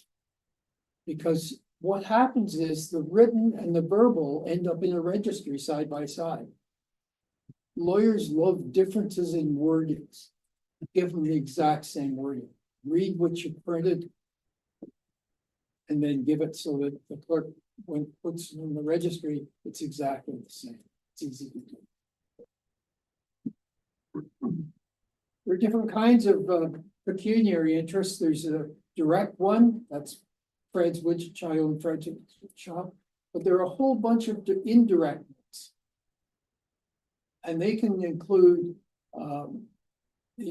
being a owner of a private corporation, Fred's Widget Limited, have an interest in that. It can be family. So if your parent or your spouse or your child has a pecuniary interest in a matter that's coming to council and you know about it, it's yours.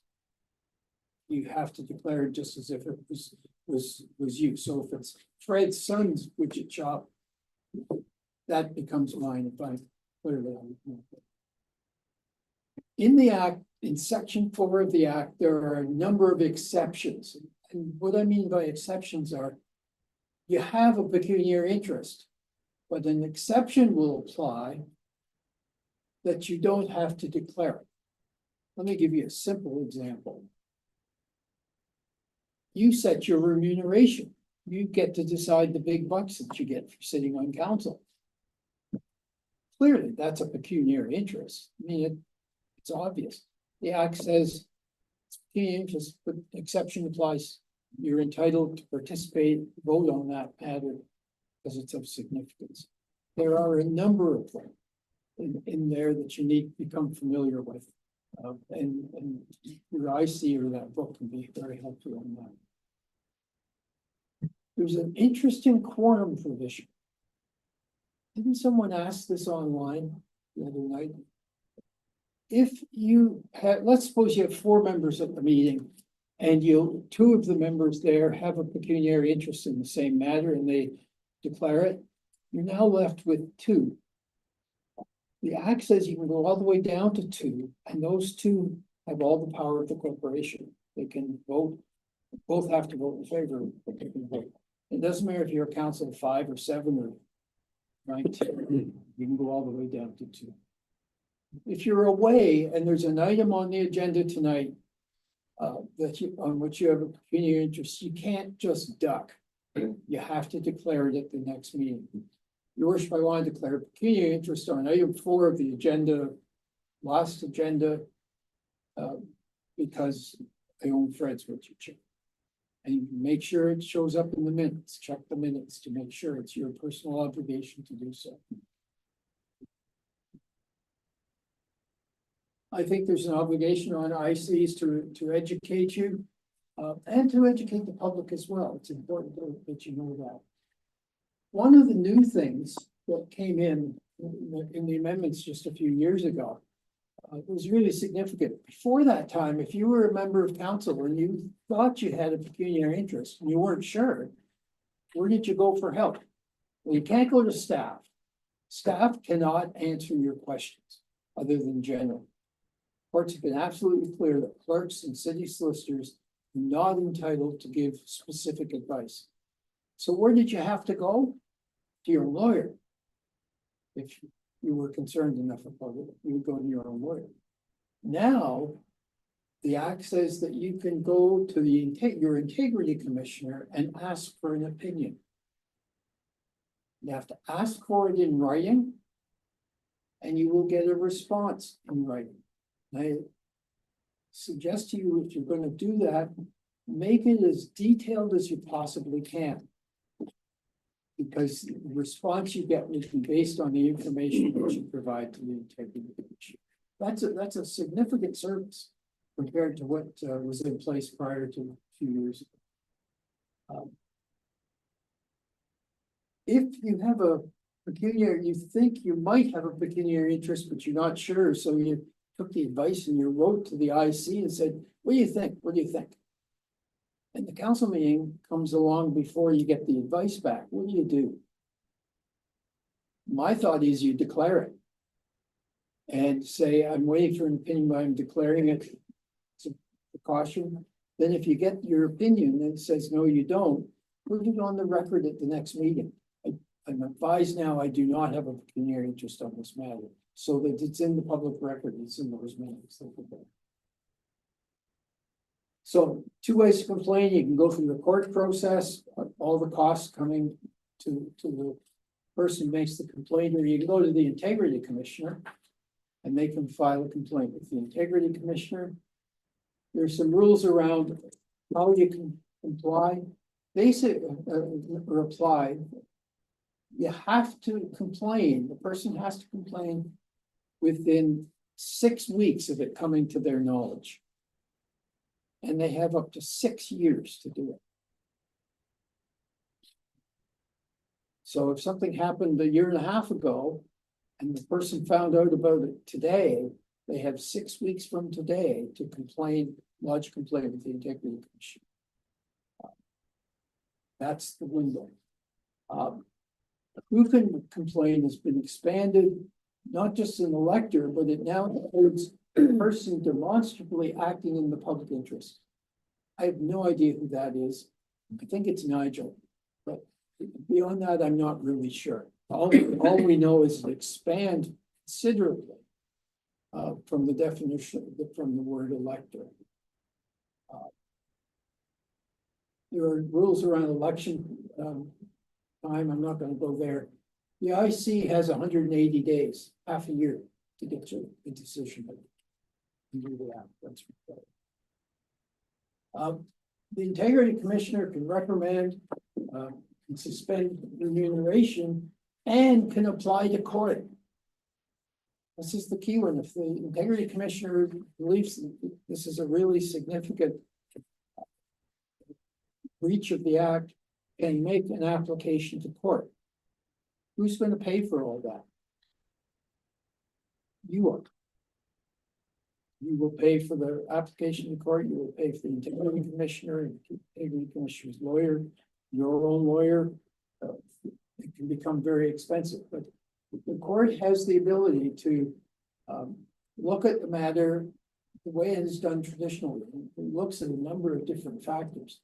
And here's what the judge can do at the end of the day. It can reprimand the member, suspend the member for 90 days. That's the same as a code of conduct violation. But it gets more serious. You declare the seat vacant. Remember Rob Ford? Court declared the seat vacant. And he was in office. He appealed and got put back into pending the appeal. And they can disqualify the member for up to 7 years. You can't be on council. Up to 7 years. So the consequences are really severe, but they're even more severe with the last word, and that's restitution. That's damages. Your declaration has caused damages to the corporation. The corporation could look to you for restitution. Here's what the court can do. Did you take any steps to prevent the contravention, or is it just blatant? Did you tell the IC everything? Remember that written request you made? Did you tell the IC everything? Or did you leave something out? And when you got the report back, did you follow what the IC said? Or did you just blow it off and do what you wanted to do? Court's going to look at that. Traditionally, there's been a test in the act for inadvertence or error in judgment. Inadvertence might be you were just away on vacation, you came back, and there's like 1,000 pieces of paper that you have to get through before the meeting tomorrow night. You just didn't get through it all. You missed it. That might be inadvertence. It's important when you're looking at this act that you need to read everything that's going to council to see if somewhere in there there's a pecuniary interest that you're not aware of. It's important, not just on committees that you're on, but on all the committees and wherever the material is coming from. You need to ask the question, do I have a pecuniary interest? Okay. ICs were given responsibilities under the Municipal Conflict of Interest Act, as well as codes of conduct. Do we have any questions on conflict of interest? First. In your opinion, would you consider discussion of public road or maintenance of a public road pecuniary interest? Well, that depends. If it's maintenance in front of your property, you might. If it's what, sorry? Maintenance in front of your property. Yeah, that would very well be, or reconstruction of the road in front of your property. From, let's take the extreme, from a rural standard to an urban standard, or a significant upgrade. The question that has to go through your mind was, will this issue impact the value of my property, either up or down? So you have to look at it and you have to ask that question.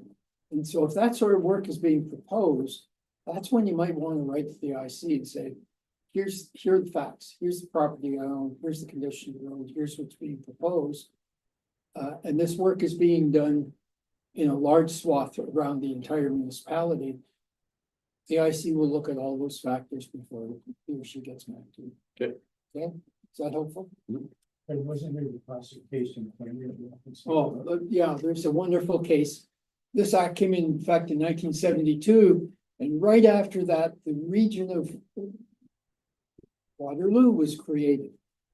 Cambridge, Galt, Esper, Preston became Cambridge, Kitchener, and Waterloo, and a few other towns.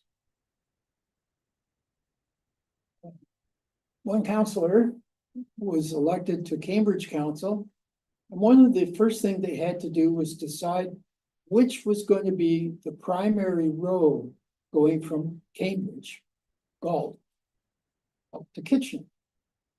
And there were two proposals. One was this road and one was this road. And one councillor had property fronting on this road. Guess which road he wanted to go to Kitchener? Yeah. He was good. Convinced council that that's the way to go. An application was brought against him. And the court said he had pecuniary interest. And the court removed him from council. So you have, when you're looking at road issues, you need to take a look, see what the impact is gonna be. Thanks. Okay, codes of conduct. I'm not gonna spend a lot of time again. Your IC should be giving you some instruction. Up until about 5 years ago, you did not have to have a code of conduct, but you do now. Every municipality has to have one. And the province said there are certain things that must be in the code. It's fascinating that the province went out and retained the provincial ombudsman to look at what steps should be taken to help deal with some inappropriate conduct around the province by councils. That report came out. One of the recommendations was there should be one code of conduct for the entire province set by the province. So all 444 municipalities, who knows where that's going to go? I have my doubts. But what the province did back 5 years ago when they did this is they passed a regulation under the municipal law. The regulation says, here are the things you must have in your code of conduct. And that's the list. You have to deal with gifts and benefits. You have to deal with respectful conduct amongst yourself and with staff. You have to deal with confidential information in your code and how you use municipal property. Some municipalities have gone way beyond that in terms of what they put in the code. I'm not a big fan of that. I think that's a good list. If you sort of set your code up that way, I think you're in a good position. The integrity commissioner has responsibility to, it says independently deal with a number of different things very quickly. How the code applies to the council members, procedures that will be in place when there's a complaint. Deals with conflict of interest in that code. Just a series of advice on various matters under that, both this under the code and under the conflict of interest, providing educational information. The integrity commissioner wears several hats. Wears the hat of doing investigations, providing education, counsel, as well as providing education.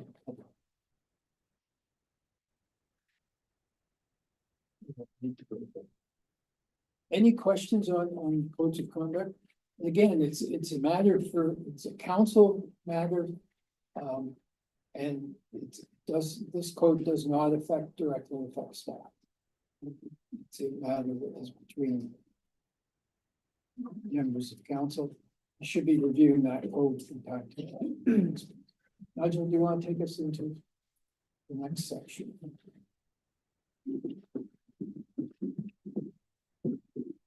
The province of Nova Scotia just introduced a mandatory code of conduct for all of its municipalities. Same one yesterday or the day before. So that Ontario may follow that pattern, but it's effective December 2024, December 19th in Nova Scotia. So it's going to be very interesting to see how our province proceeds, whether they follow that model or not. Suspect it will depend on when the provincial election is and how it might influence them. We'll see. I want to talk to you about workplace incivility. And there's a definition of it. This is what the psychologists say. Workplace incivility is a low intensity deviant behavior with ambiguous intent to harm the target. That's a mouthful. Uncivil behavior is characteristically rude and discourteous, displaying a lack of regard for others. So what's low intensity? Well, it's not high intensity. For instance, if I were to shake my fist at James or point at him or yell or threaten him, that's high intensity. If you felt some sort of threat. If I make just a sarcastic remark, that might be low intensity. Deviant behavior doesn't mean it's really far out there. It just means it's off the bubble. Something that's That's unusual. What did I hear him say? No intensity, deviant behavior, something that's not normal, with ambiguous intent to harm the target. Did he mean what I thought he meant when he said that remark about James? Okay. Low intensity, deviant behavior, ambiguous intent to harm the target. It's not harassment. It's something else.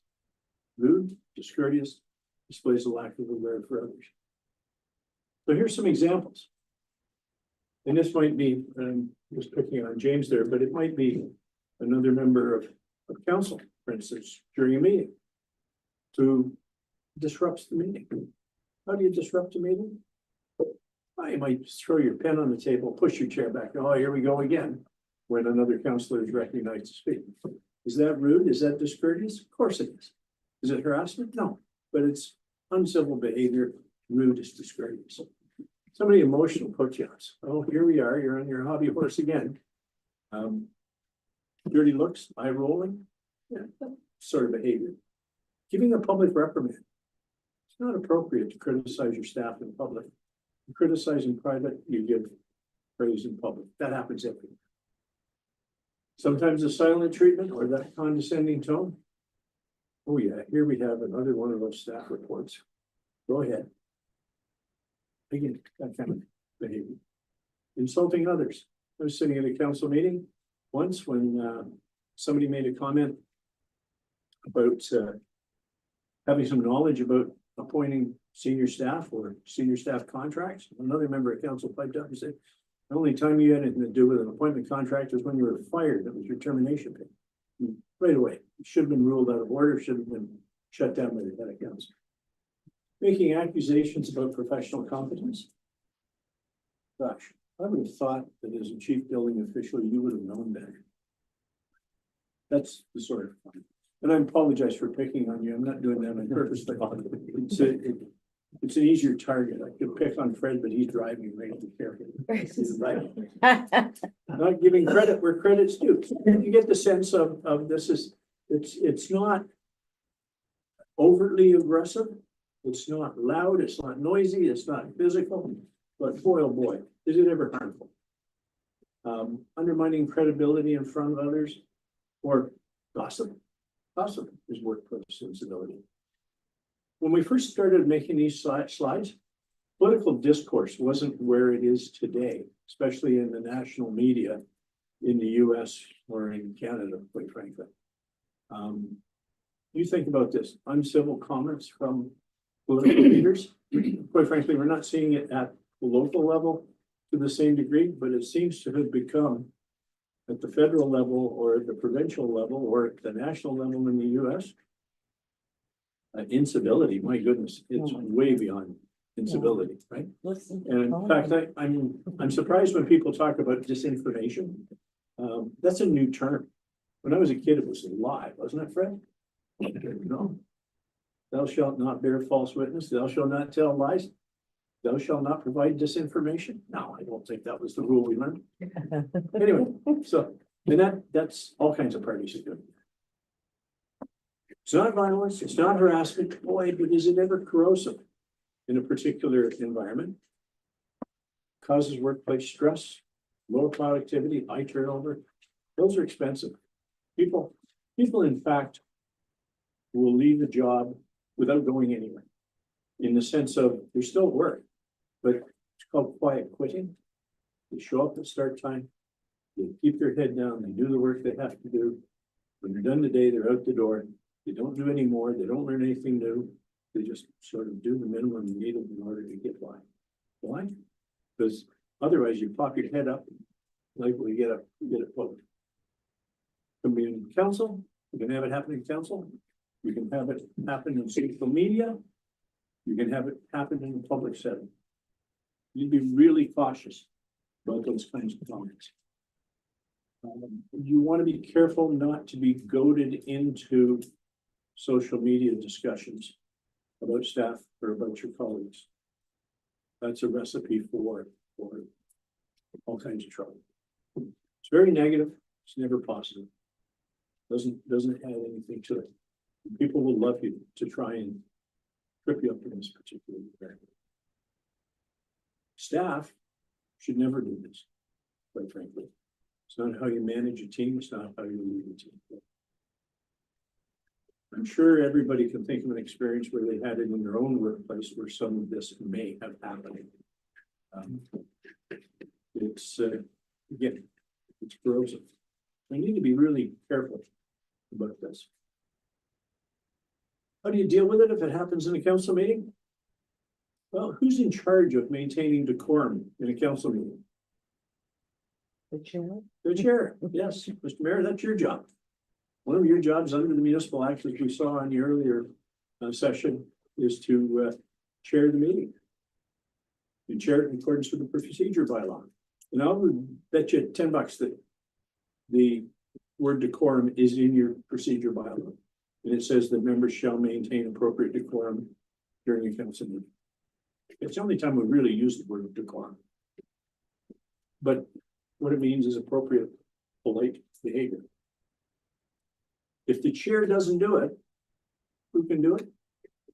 Well, any other member of council can interrupt on a point of order. The point of order means that the procedure bylaw is not being properly applied by the chair. It's a point of order under the procedure bylaw. Point of order, Mr. Mayor. Mayor would recognize the person would say, Mr. Mayor, you're not appropriately maintaining decorum in the council chambers because you're allowing Councillor X to disparage staff or to disparage the citizens or to speak ill of another member of council. Point of order. The chair then is required to respond to the point of order and rule either in favor of the point of order or against. And the chair will say, well, I don't agree with you. That's ruling against, or saying, oh, yeah, I'm sorry, I apologize. That's right. Councillor so-and-so will withdraw that remark. If, on the other hand, the councillor, mayor, the chair, says, I don't agree with you, point over rule, then any member can appeal the ruling of the chair to the council. What that means is, Mayor, appeal your ruling to the council. And it usually it's, in your procedure bylaw, it's settled without debate. That means it immediately goes to a vote, and the vote is wording to the effect of, shall the ruling of the chair be upheld? So the majority votes, or council votes, on whether or not the mayor's ruling is upheld. Yes, So is that the same as like challenging the chair? yes. So does the clerk step up in place of the mayor when Nope. challenging the chair? No, the chair's still in the chair. Chair's still there. It's the majority of it. It goes immediately to a vote. With no So debate? then, No debate. No debate. That's what most procedure bylaws say. So you can't motivate it or anything like that? No. Why you think it's why you think he's wrong? Well, your worship, I'd like to appeal your ruling because I think you can say, because I think that remark was inappropriate. I don't agree. Simple as that. There's no debate on whether or not you're right. That's the process. Take a look at your procedure bylaw, see what it says. Your procedure bylaw may not include any reference. Then what your procedure bylaw almost guaranteed has is a reference to another set of procedures when your procedure bylaw is silent on that. And it could be Robert's Rules of Order, it could be provincial legislative rules, it could be Bornos for the House of Commons. It could be French Rules of Order if he ever published it. But there are some others like that. So it's kind of a technical process, but usually you don't go down the technical one forward. Usually you solve it with the first point of order. You don't say point of order, I'd like to speak to the issue again. That's not a point of order. Point of order is, Chair, you're not following the rules, or another member is not following the rules. I want you to enforce the bylaw, Chair. And so to back to what you said there about wanting to speak about it, is that privilege? Sorry? Did you ask for privilege to be able to talk about it some more? You have to look at what your procedure bylaw says and what's allowed under it. Right. Usually you don't. Usually you don't get that. Okay.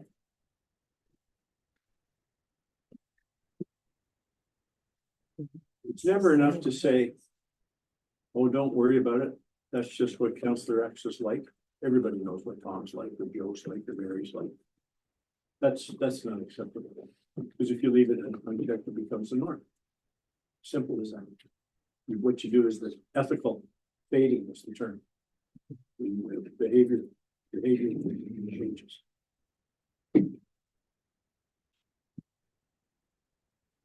Here's where it can get tricky. If it persists, then it could fall into the category of workplace harassment. Or it could fall under the Human Rights Code or the Occupational Health and Safety Act or your own code of conduct, which will have incorporated into it your own workplace harassment and violence prevention policy statement that's passed under the Occupational Health and Safety Act. So there are processes where it can be appealed if it's workplace harassment. Human Rights Code is one of the definitions is that employees get a right to freedom of harassment in the workplace by the employer or agent of the employer or by another employee, and then it lists the grounds: race, ancestry, place of origin, color, ethnic origin, et cetera, et cetera, et cetera. Okay. Pretty broad.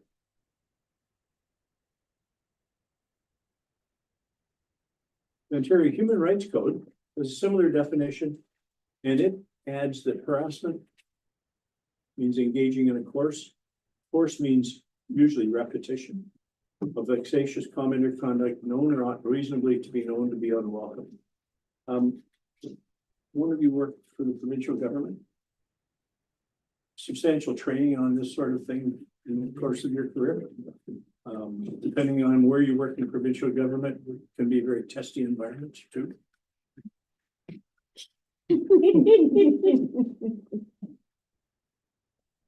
The question is, it's either known or ought reasonably be known to be unwelcome. I'll give you a really simple example. Let's assume that Fred and I work in the same office. And we have cubicles that are side by side. And every day I come in, and Fred's always there ahead of me because he's well known for being on time. He's always early. And I come in and I go, "Hi, Fred." And this is in the old days. I'd say, "God, that's an ugly tie you're wearing today." Fred goes, "Oh." And he just shakes his head. Yeah. And I think I'm being really funny. That's my smart alecky remark right there.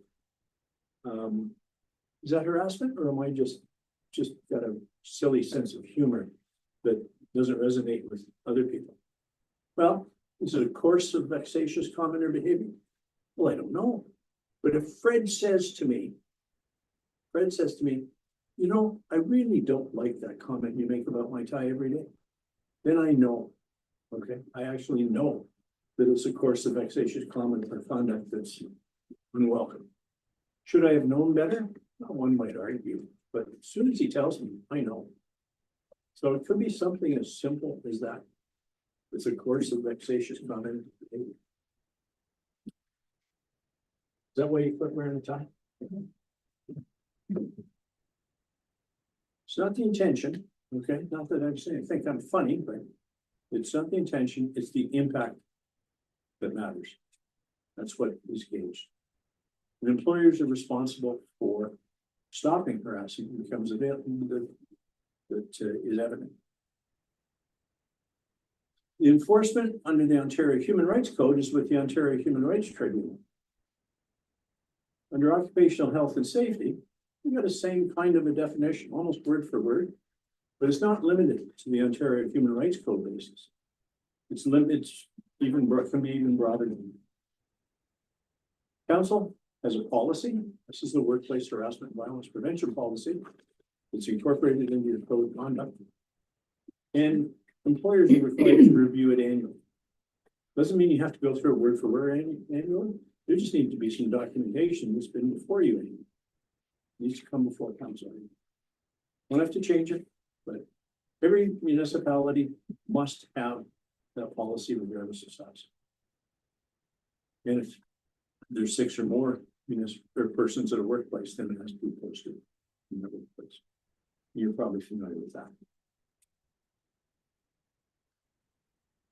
You also have to have a program as part of that policy as to how measures and procedures or how a worker reports an incident.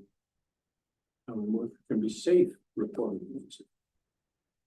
And how the municipality will investigate and deal with those complaints. At any point, a person can, as you may know, go to the Ministry of Labor, say, I didn't follow this particular process because I was afraid. And you may end up with something. And in my experience, the Ministry of Labor sort of assumes that something bad happened when they start the investigation, as opposed to assume that nothing happened. Any question or you just stretch it?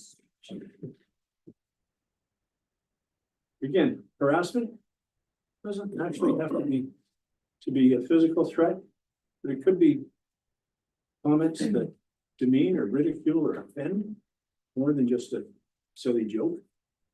Could be offensive pictures or printed material, jokes online, or commentary about someone else online. I can recall when, the typical calendar in a works garage, it's not something that you would see there today, depending on the supplier.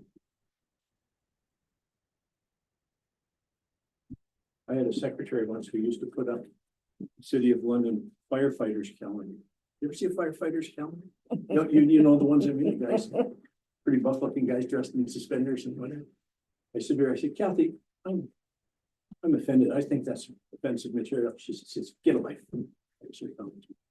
But again, that was some years ago.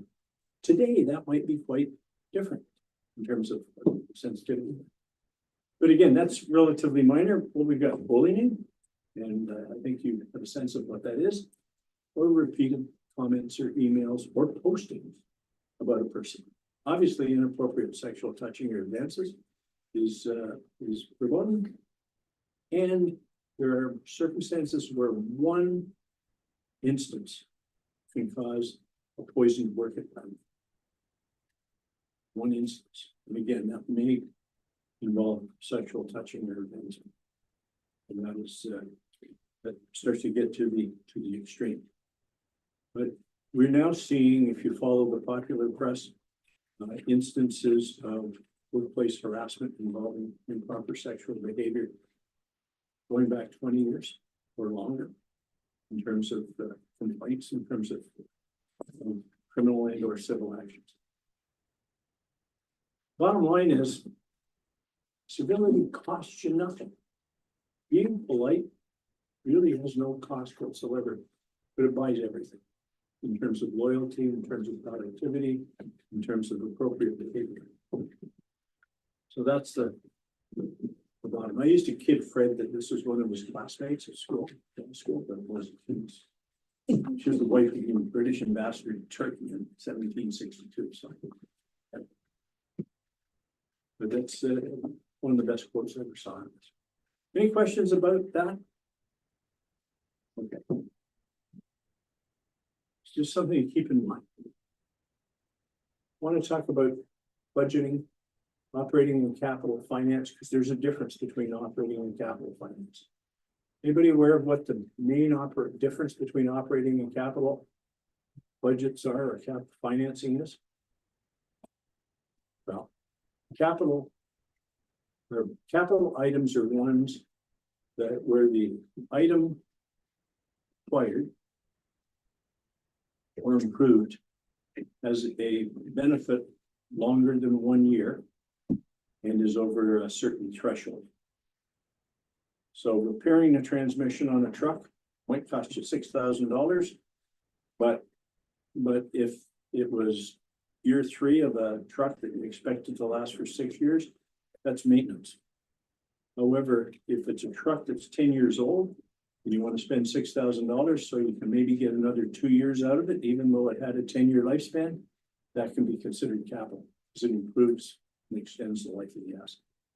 The purchase of the brand new truck, that's capital too, because it's expected to last long. You're required to have a budget every year. You're required to do separate capital and operations. Forget about the multi-year budgets at this time. You got to walk before you can run. My best advice is that you don't adopt your budget after the year is substantially along. So for instance, I know you've been in an awkward position, but when I was treasurer of the city of London, this is some 20 plus years ago, 25 years ago. Council would adopt the budget for the year in December the preceding year. So that if it was 2018, that budget was adopted. The 2019 budget was adopted in 2018 in December. And that way, when we got to 2019, we were always spending in accordance with plan adopted by council. If you don't adopt your budget until third or quarter or halfway through the year, then the first part of the year, you're spending without a plan. And that's gonna be a problem. So how do you measure even budget to act? You can't, because there's no budget. You can measure against last year, but it doesn't really tell you very much. Is it inconvenient to do it that way? Well, it's the first time you do it, it's awkward. After that, it's not. The only time it's a real, it's worthwhile to have a delay is after a regular election. Don't expect the new council to adopt the budget until perhaps January or late January. Doesn't mean it can't be ready and tabled with council in December in the first meeting. Gives them a couple months to look at it. Because largely putting the budget together is a staff exercise. Because most of what you do and most of the places you spend your money are already predetermined before the year even starts. You're going to continue to do what you've been doing. Got to maintain your roads, you got to run your sewers, you got to run your water. For operations, you must identify sufficient revenue in taxation, fees, and charges in order to pay for those operational expenditures. With capital, you have to do that, the other operations in the year that you're going to spend it. For capital, you can spend beyond the current budget year within the term of council, or even beyond the term of council. That is, in order to finance it, you have to issue debt to accommodate that spending. However, the province gives you a formula as to how much debt you can actually issue and burden future councils with. I don't believe you have an issue with debt capacity in terms of your spending from a quick look at your financial statements. But you can only issue debt for capital items. So you can't do it for snow plowing, but you can do it for the purchase of a snow plow. Okay. Can't do it for bridge maintenance, but you can do it to replace the bridge. And in fact, it makes sense to borrow money to replace a bridge because that bridge is going to last you for 75 years. That's sort of normal bridge design. And the question is, why save up all the money before you spend it on a 75-year asset? Shouldn't there be some spent by the benefit, or sorry, raised by the benefiting users? Well, that's the idea of issuing debt. But again, in your budget, you have to identify where all the money is coming from, either out of current revenues or out of future revenues, or sometimes out of past revenues. What are past revenues? Will show up in your financial records as accumulated surplus or reserves or reserve funds. They're all allocations of surplus from the county budget. You need to have audited financial statements. You got an external licensed auditor. I believe you appointed a new auditor. And your auditor expresses an opinion on whether they fairly represent. There are a lot of other important returns you have to file. The one I looked at, it's got about 30 pages on it. It's a financial information return, it's a statistical return of the province. They're public documents. Council has to receive these and approve them. I'm not going to talk about accounting practices or accounting theory, full accrual versus cash. They just, at this point, I think, muddy the waters for you. But your auditor should provide you with an annual management recommendation letter that speaks to weaknesses in your accounting systems in terms of your process. So that's all of the issues. I've talked about operating in capital. And you may have a threshold. James, you may not be aware of what the threshold is at this point in the municipality. But it's gonna be 5, it's gonna be 10, it's gonna be $20,000 in terms of approval, but staff cannot spend $1 that isn't in an approved budget. Got to be approved by council. Any questions about financial issue? There was a question posed about reserves. Okay. So where did the reserves go? Excuse me. No, that's fine. I've taken a look at the financial statements. The 2022 financial information return doesn't quite make it clear to me what the reserves were for or not for.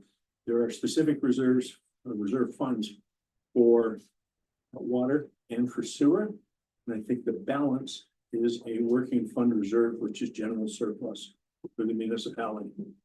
Whether there were identified revenues that were excess, actual surplus, that were used for, say, fire purposes in the past, the council could by resolution have altered those and put that straight to general surplus. That would be legal, but a reserve fund or reserves are automatically, they're not a slush fund for departments. Okay, the council has to authorize the spending for those as well. Does that help with the question? No such thing as municipal slush funds. There's no, in fact, most municipalities don't even have a petty cash fund anymore, which never was a slush fund. So you can only borrow for capital purposes. Fine. Yeah. For short term, you can borrow until the taxes are collected. As I look at your cash position, at the end of 2022, you weren't in a position of borrowing. I don't know what's happened since then. Okay, for operations. So that's sort of the quick and nerdy of finance. We could spend hours on budget. Yes. At one point you had said the staff can't spend $1 without an approved budget. Yep. So in a situation where, let's say, the budget hasn't been approved until October or something like that, How have they been how spending? have they been spending money up It's a good until then? question. There should have been some preliminary approval given by council that said, in advance of the operating budget being adopted, staff are authorized to spend up to and including the amounts budgeted in 2023 or Okay. 2020, whatever, some sort of authorization. Otherwise, there's no authorization. It's just a, So as long as there was an authorization There should have been stating that they something. could use something from the, let's say, previous year's budget, that's right. use that as a Yeah. framework to Exactly. go on, then they can spend from there. Exactly. Okay. But if there was no authorization, then Well, but, yeah, then you're into some sort of legal wrangling as to what would someone say in court versus other parts. Right. But there needs to be something, because Yeah. without authorized, staff have no authority on their own. Now, might a judge interpret the lack of direction by council to be some sort of implicit authority? Who knows? I can't speak for judges. Fred shaking his head, he can't either, right? Should be a preliminary budget, yeah. could you elaborate a little bit on a standard audit and a forensic audit to give us the difference? Oh, Are you gonna touch on that a little bit? the normal audit is what's known as a compliance audit. So the financial statements that you would get regularly, every council will get, is do these financial statements comply with the accounting standards that have been promulgated by the province in the public sector accounting board or municipalities in all material instances in accordance with the test that they've delivered, sort of yea or nay. It's a clean opinion. A forensic audit is a term that's thrown around by people that says we want somebody to investigate the legality of particular areas of expenditure or not. It's not really it's It's not an audit in the same sense. People throw the term around a lot. But so it's more in depth, like, was there an invoice with this, or how do you differentiate the difference? If we wanted to take a particular area of the budget and do a forensic audit, then you're going to look at every expenditure in that particular thing. Your external auditor, in preparing the financial statement opinion, will test certain elements of the processes that are in place. They won't check every invoice. They will test, perhaps one year they'll test capital works in roads, another year it'll be operating in water, and they will test different parts, and they won't tell staff what parts they're testing that year. But they only test a portion. It's a sample to come up with that. Does this make sure the numbers jive under that? They're not actually looking at physical invoices and. Well, they may, but they'll only look at some of them rather than 100% of all of the invoices or all of the payments. Yeah. So that would be incredibly expensive, and that's, they do tests to come up with their opinion in accordance with generally accepted accounting standards and principles.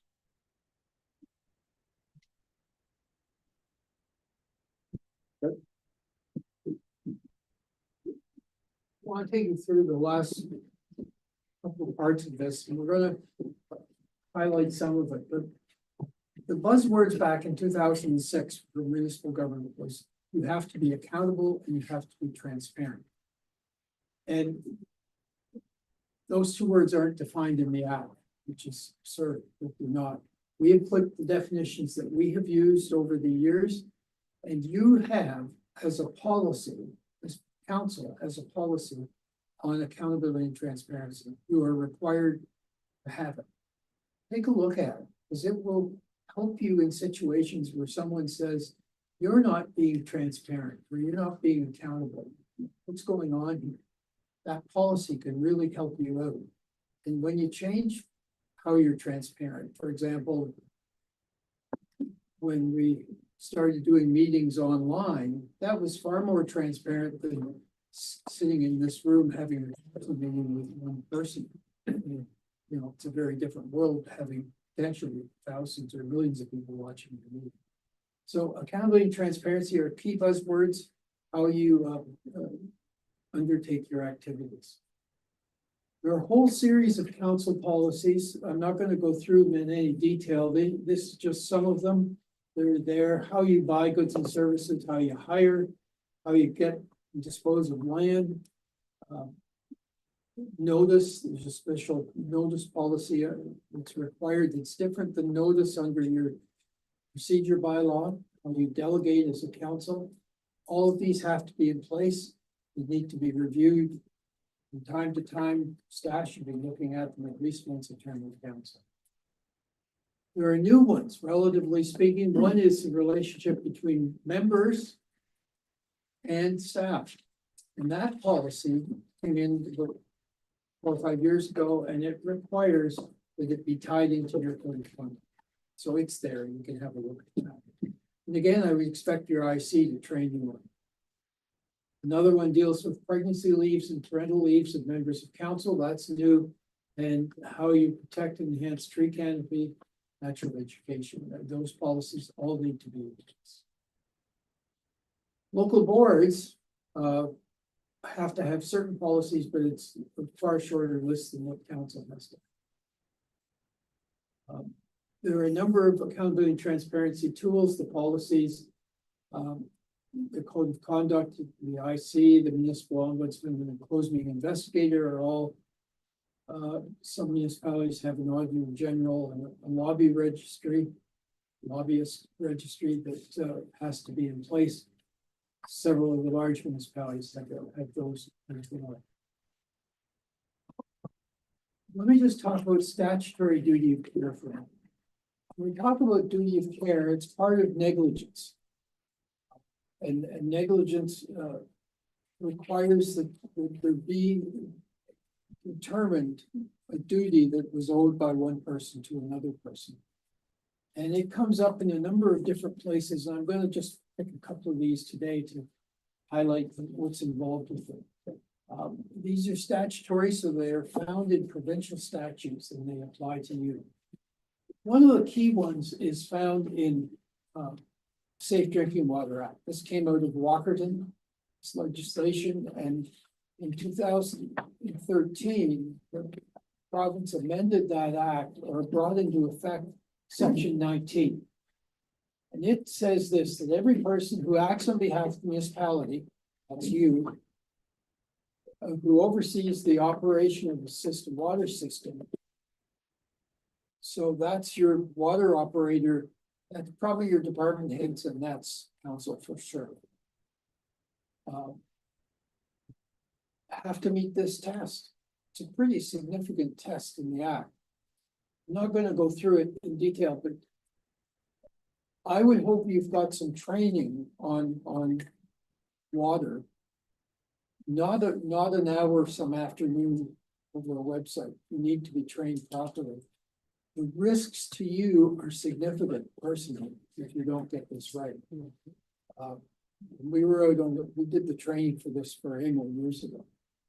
When we were out on the road doing this, one municipality, the chief building official, ended up being jailed as a result of his conduct or lack of conduct in this situation. But it applies to you. How does it apply in terms of decisions that you're making? So WCWC, which is the Washington Clean Water Center, offers amazing programs. They send an engineer up. You can do it with a group of municipalities. At the end of the 2-hour program, you write an exam and you get a certificate if you pass. Have you done this? Ahead of you? No, it's also, we had a training with Aqua, the last. Yeah. Yeah. Is Aqua your supplier? Yes. I don't want to be inappropriate, but I think you need training beyond what Aqua provides you. And Washington Clean Water can do that. It's not expensive. And it focuses for the whole time on this section. It's all it's talking about, 2 hours. You need to know this. It's really important. What questions do you ask at council? How do you ask them? What information do you need in order to satisfy this need? Penalties, both corporate and personal wise, are significant. Like corporate wise gets into the hundreds of thousands of dollars. That's enough to scare you for the afternoon. Sorry about that. Nigel, do you want to talk about future challenges? We'll do this pretty quickly.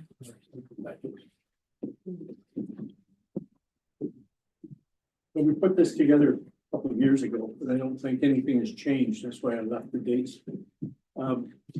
Your need to spend capital is going to outstrip the funds available. You have road issues, bridge issues.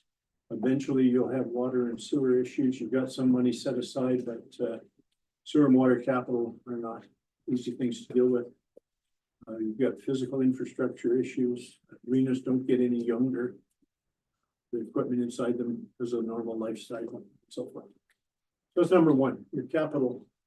When you get your asset management plan in place, in accordance with the provincial regulation that's been there since 2017 and told you the schedule that you need to follow. When that's in place, you'll understand that the needs outstrip the funds available to you. And that's the case with virtually every municipality I deal with, everyone. You still got pressure to keep taxes low, to keep user fees low, and pressure not to spend, quite frankly. So you got these two diametrically opposed, push and pull for them. External scrutiny and public distrust is not going to go away. It's going to, if anything, it's going to get more rather than less. This fourth one, senior governments will exert pressure on local governments for their own ends. This one doesn't affect you, but I don't know if you followed any news out of Toronto.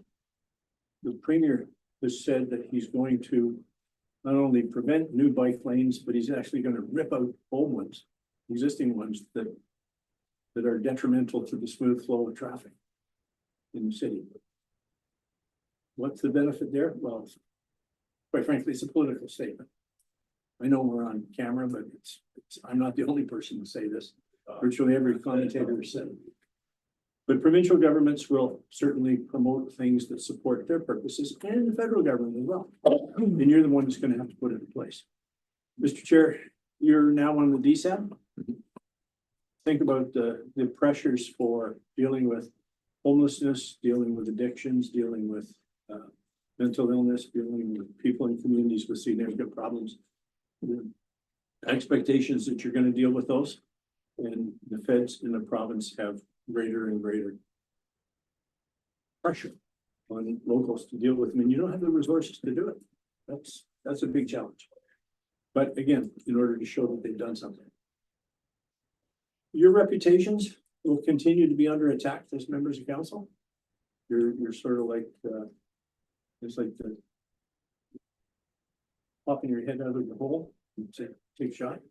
But again, you're out there. Congratulations on putting yourself out there. Because I think you all knew at the time that, yeah, some people will criticize me for the decisions we're going to make. And that's a risk I'm prepared to take, or that's the sort of comment I'm prepared to take. So congratulations for that. Things that weren't dealt with in the past, by the time they get to you, and this happens everywhere, they're gonna be bigger than you ever thought they were. Okay, there'll be surprises. There'll be surprises, and they'll come in areas where you didn't think so.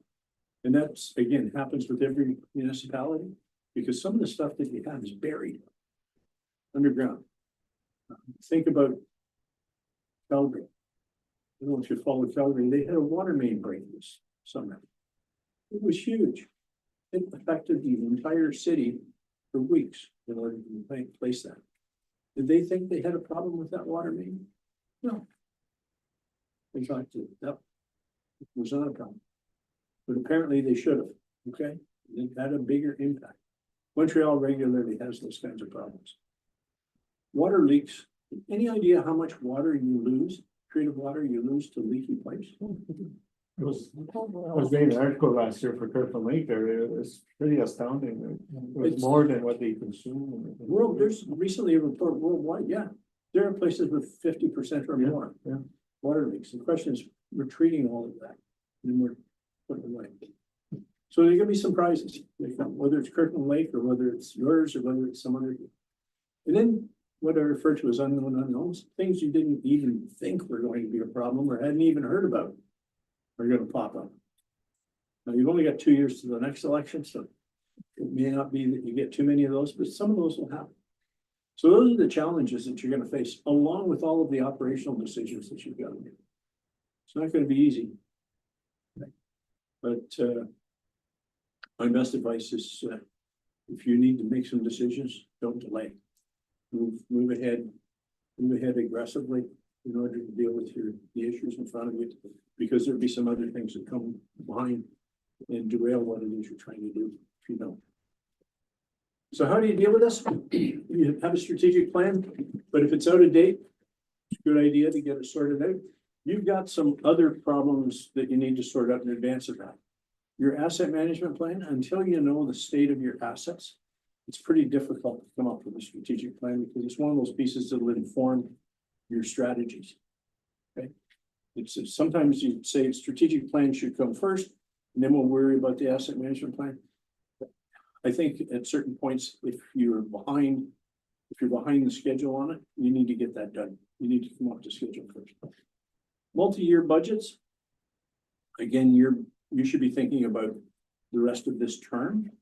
But again, if you've got a 2024 budget issue that you need to deal with in terms of adoption, when you're adopting 2024, you might even think about 2025. If you haven't finished 2024 yet, why don't you think about 2025 at the same time?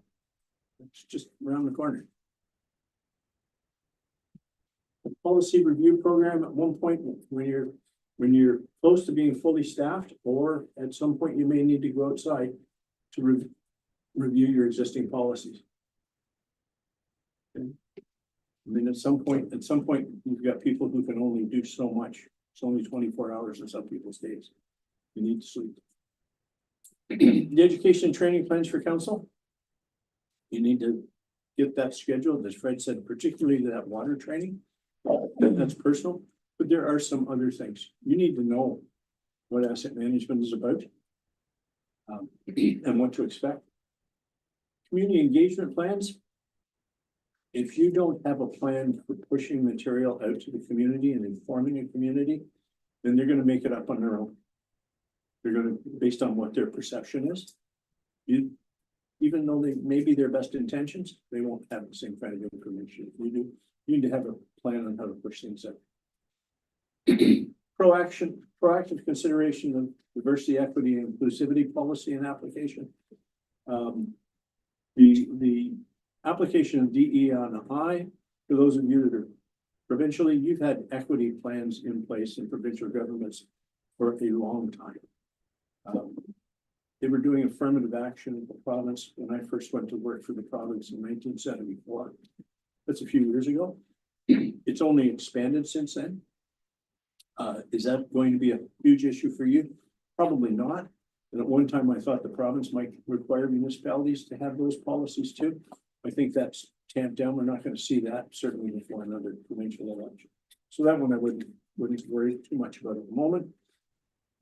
As long as you're not breaching any particular legislation. So we said there would be time for questions. We got 13 minutes in accordance with the schedule we set. We could be here for longer than that. So there you go, Mr. Mayor. I think we all kick off with some questions then. We discussed earlier about pre-signing the movers and the seconders. Right. Can we have a discussion of that? Let me tell you, it's a really cool trick. We heard about this in Sudbury and the clerk and I talked about it. And we decided when the clerk puts the agenda together, he prepared all the motions, and they're all individual copy. And what we did was we took a table like this and we laid them out. And as you came into the meeting, you would sign some of them off. And it really worked. So it meant before the meeting started, he had, and they were all numbered in the corner, just put them in order and it was like a deck of cards and he just handed them to the mayor as you got there. Really cool. There's only one catch to it. If you have a major project and this is your night to shine and there's your motion that's there, that's really important, the clerk better make darn sure that you sign it. Okay, but other than that, most things you sign, you just want them on the table for discussion. That saved maybe 15 minutes of the council meeting, 20 minutes of council time saying, do I have a mover and a seconder? And you can try to get it. It's all done. It's done before the meeting starts. And just as people come in, they sign them up. It's a great way to do it. And just be careful about the key ones that certain people have to sign. So it's legal and it's transparent. Totally. Okay, that's what we're. The transparent part is when you get to I have a motion moved by Councillor X, seconded by Councillor Y, so it's public. Good question. Doesn't mean that amendments can't come up.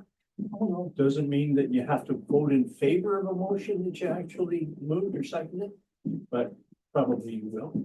And it doesn't mean that other motions might not come up of a procedural nature or maybe a substantive nature during the meeting. But it just makes it a little easier to chair the meeting and just rolls it forward. It's a technicality as opposed to the Thank you. My second question is, I think we touched on it earlier, but tonight for our meeting, we have 4 items.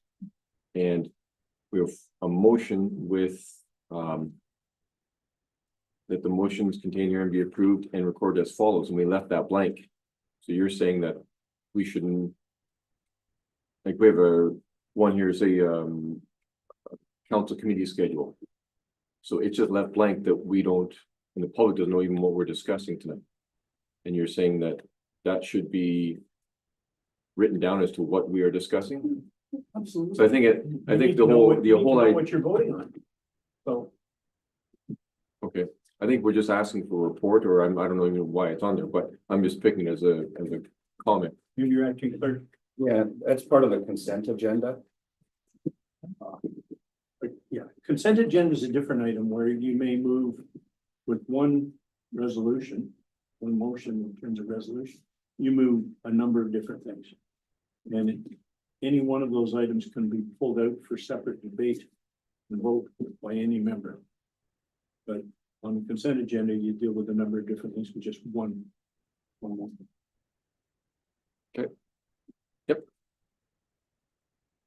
That's it for me. I'll open the floor to anybody else.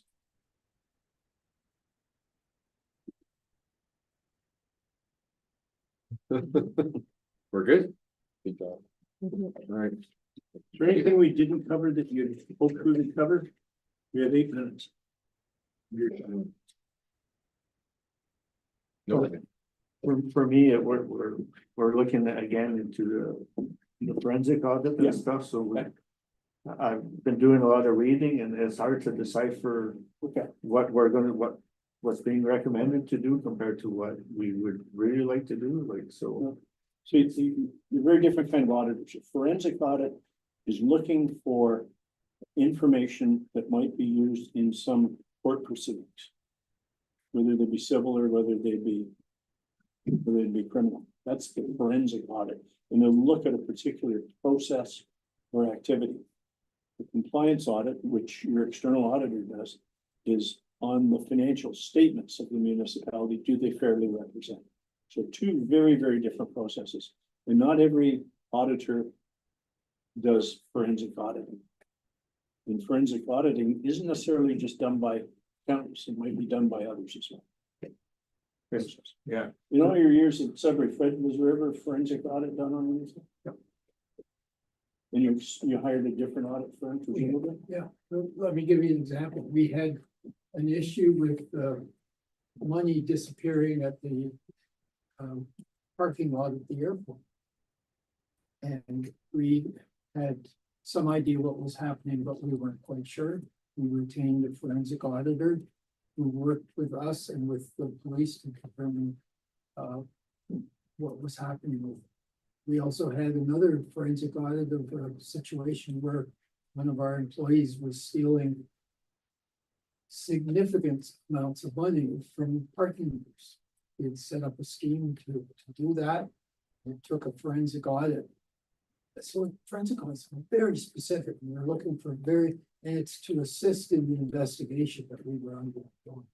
And those were 2 examples that very different than the auditing process in terms of auditing the books on the regular basis. Cash and parking meters was a notorious Sure. issue. It's easy. Yeah, that's right there. That was a lot of cash, very hard to trace. Yeah.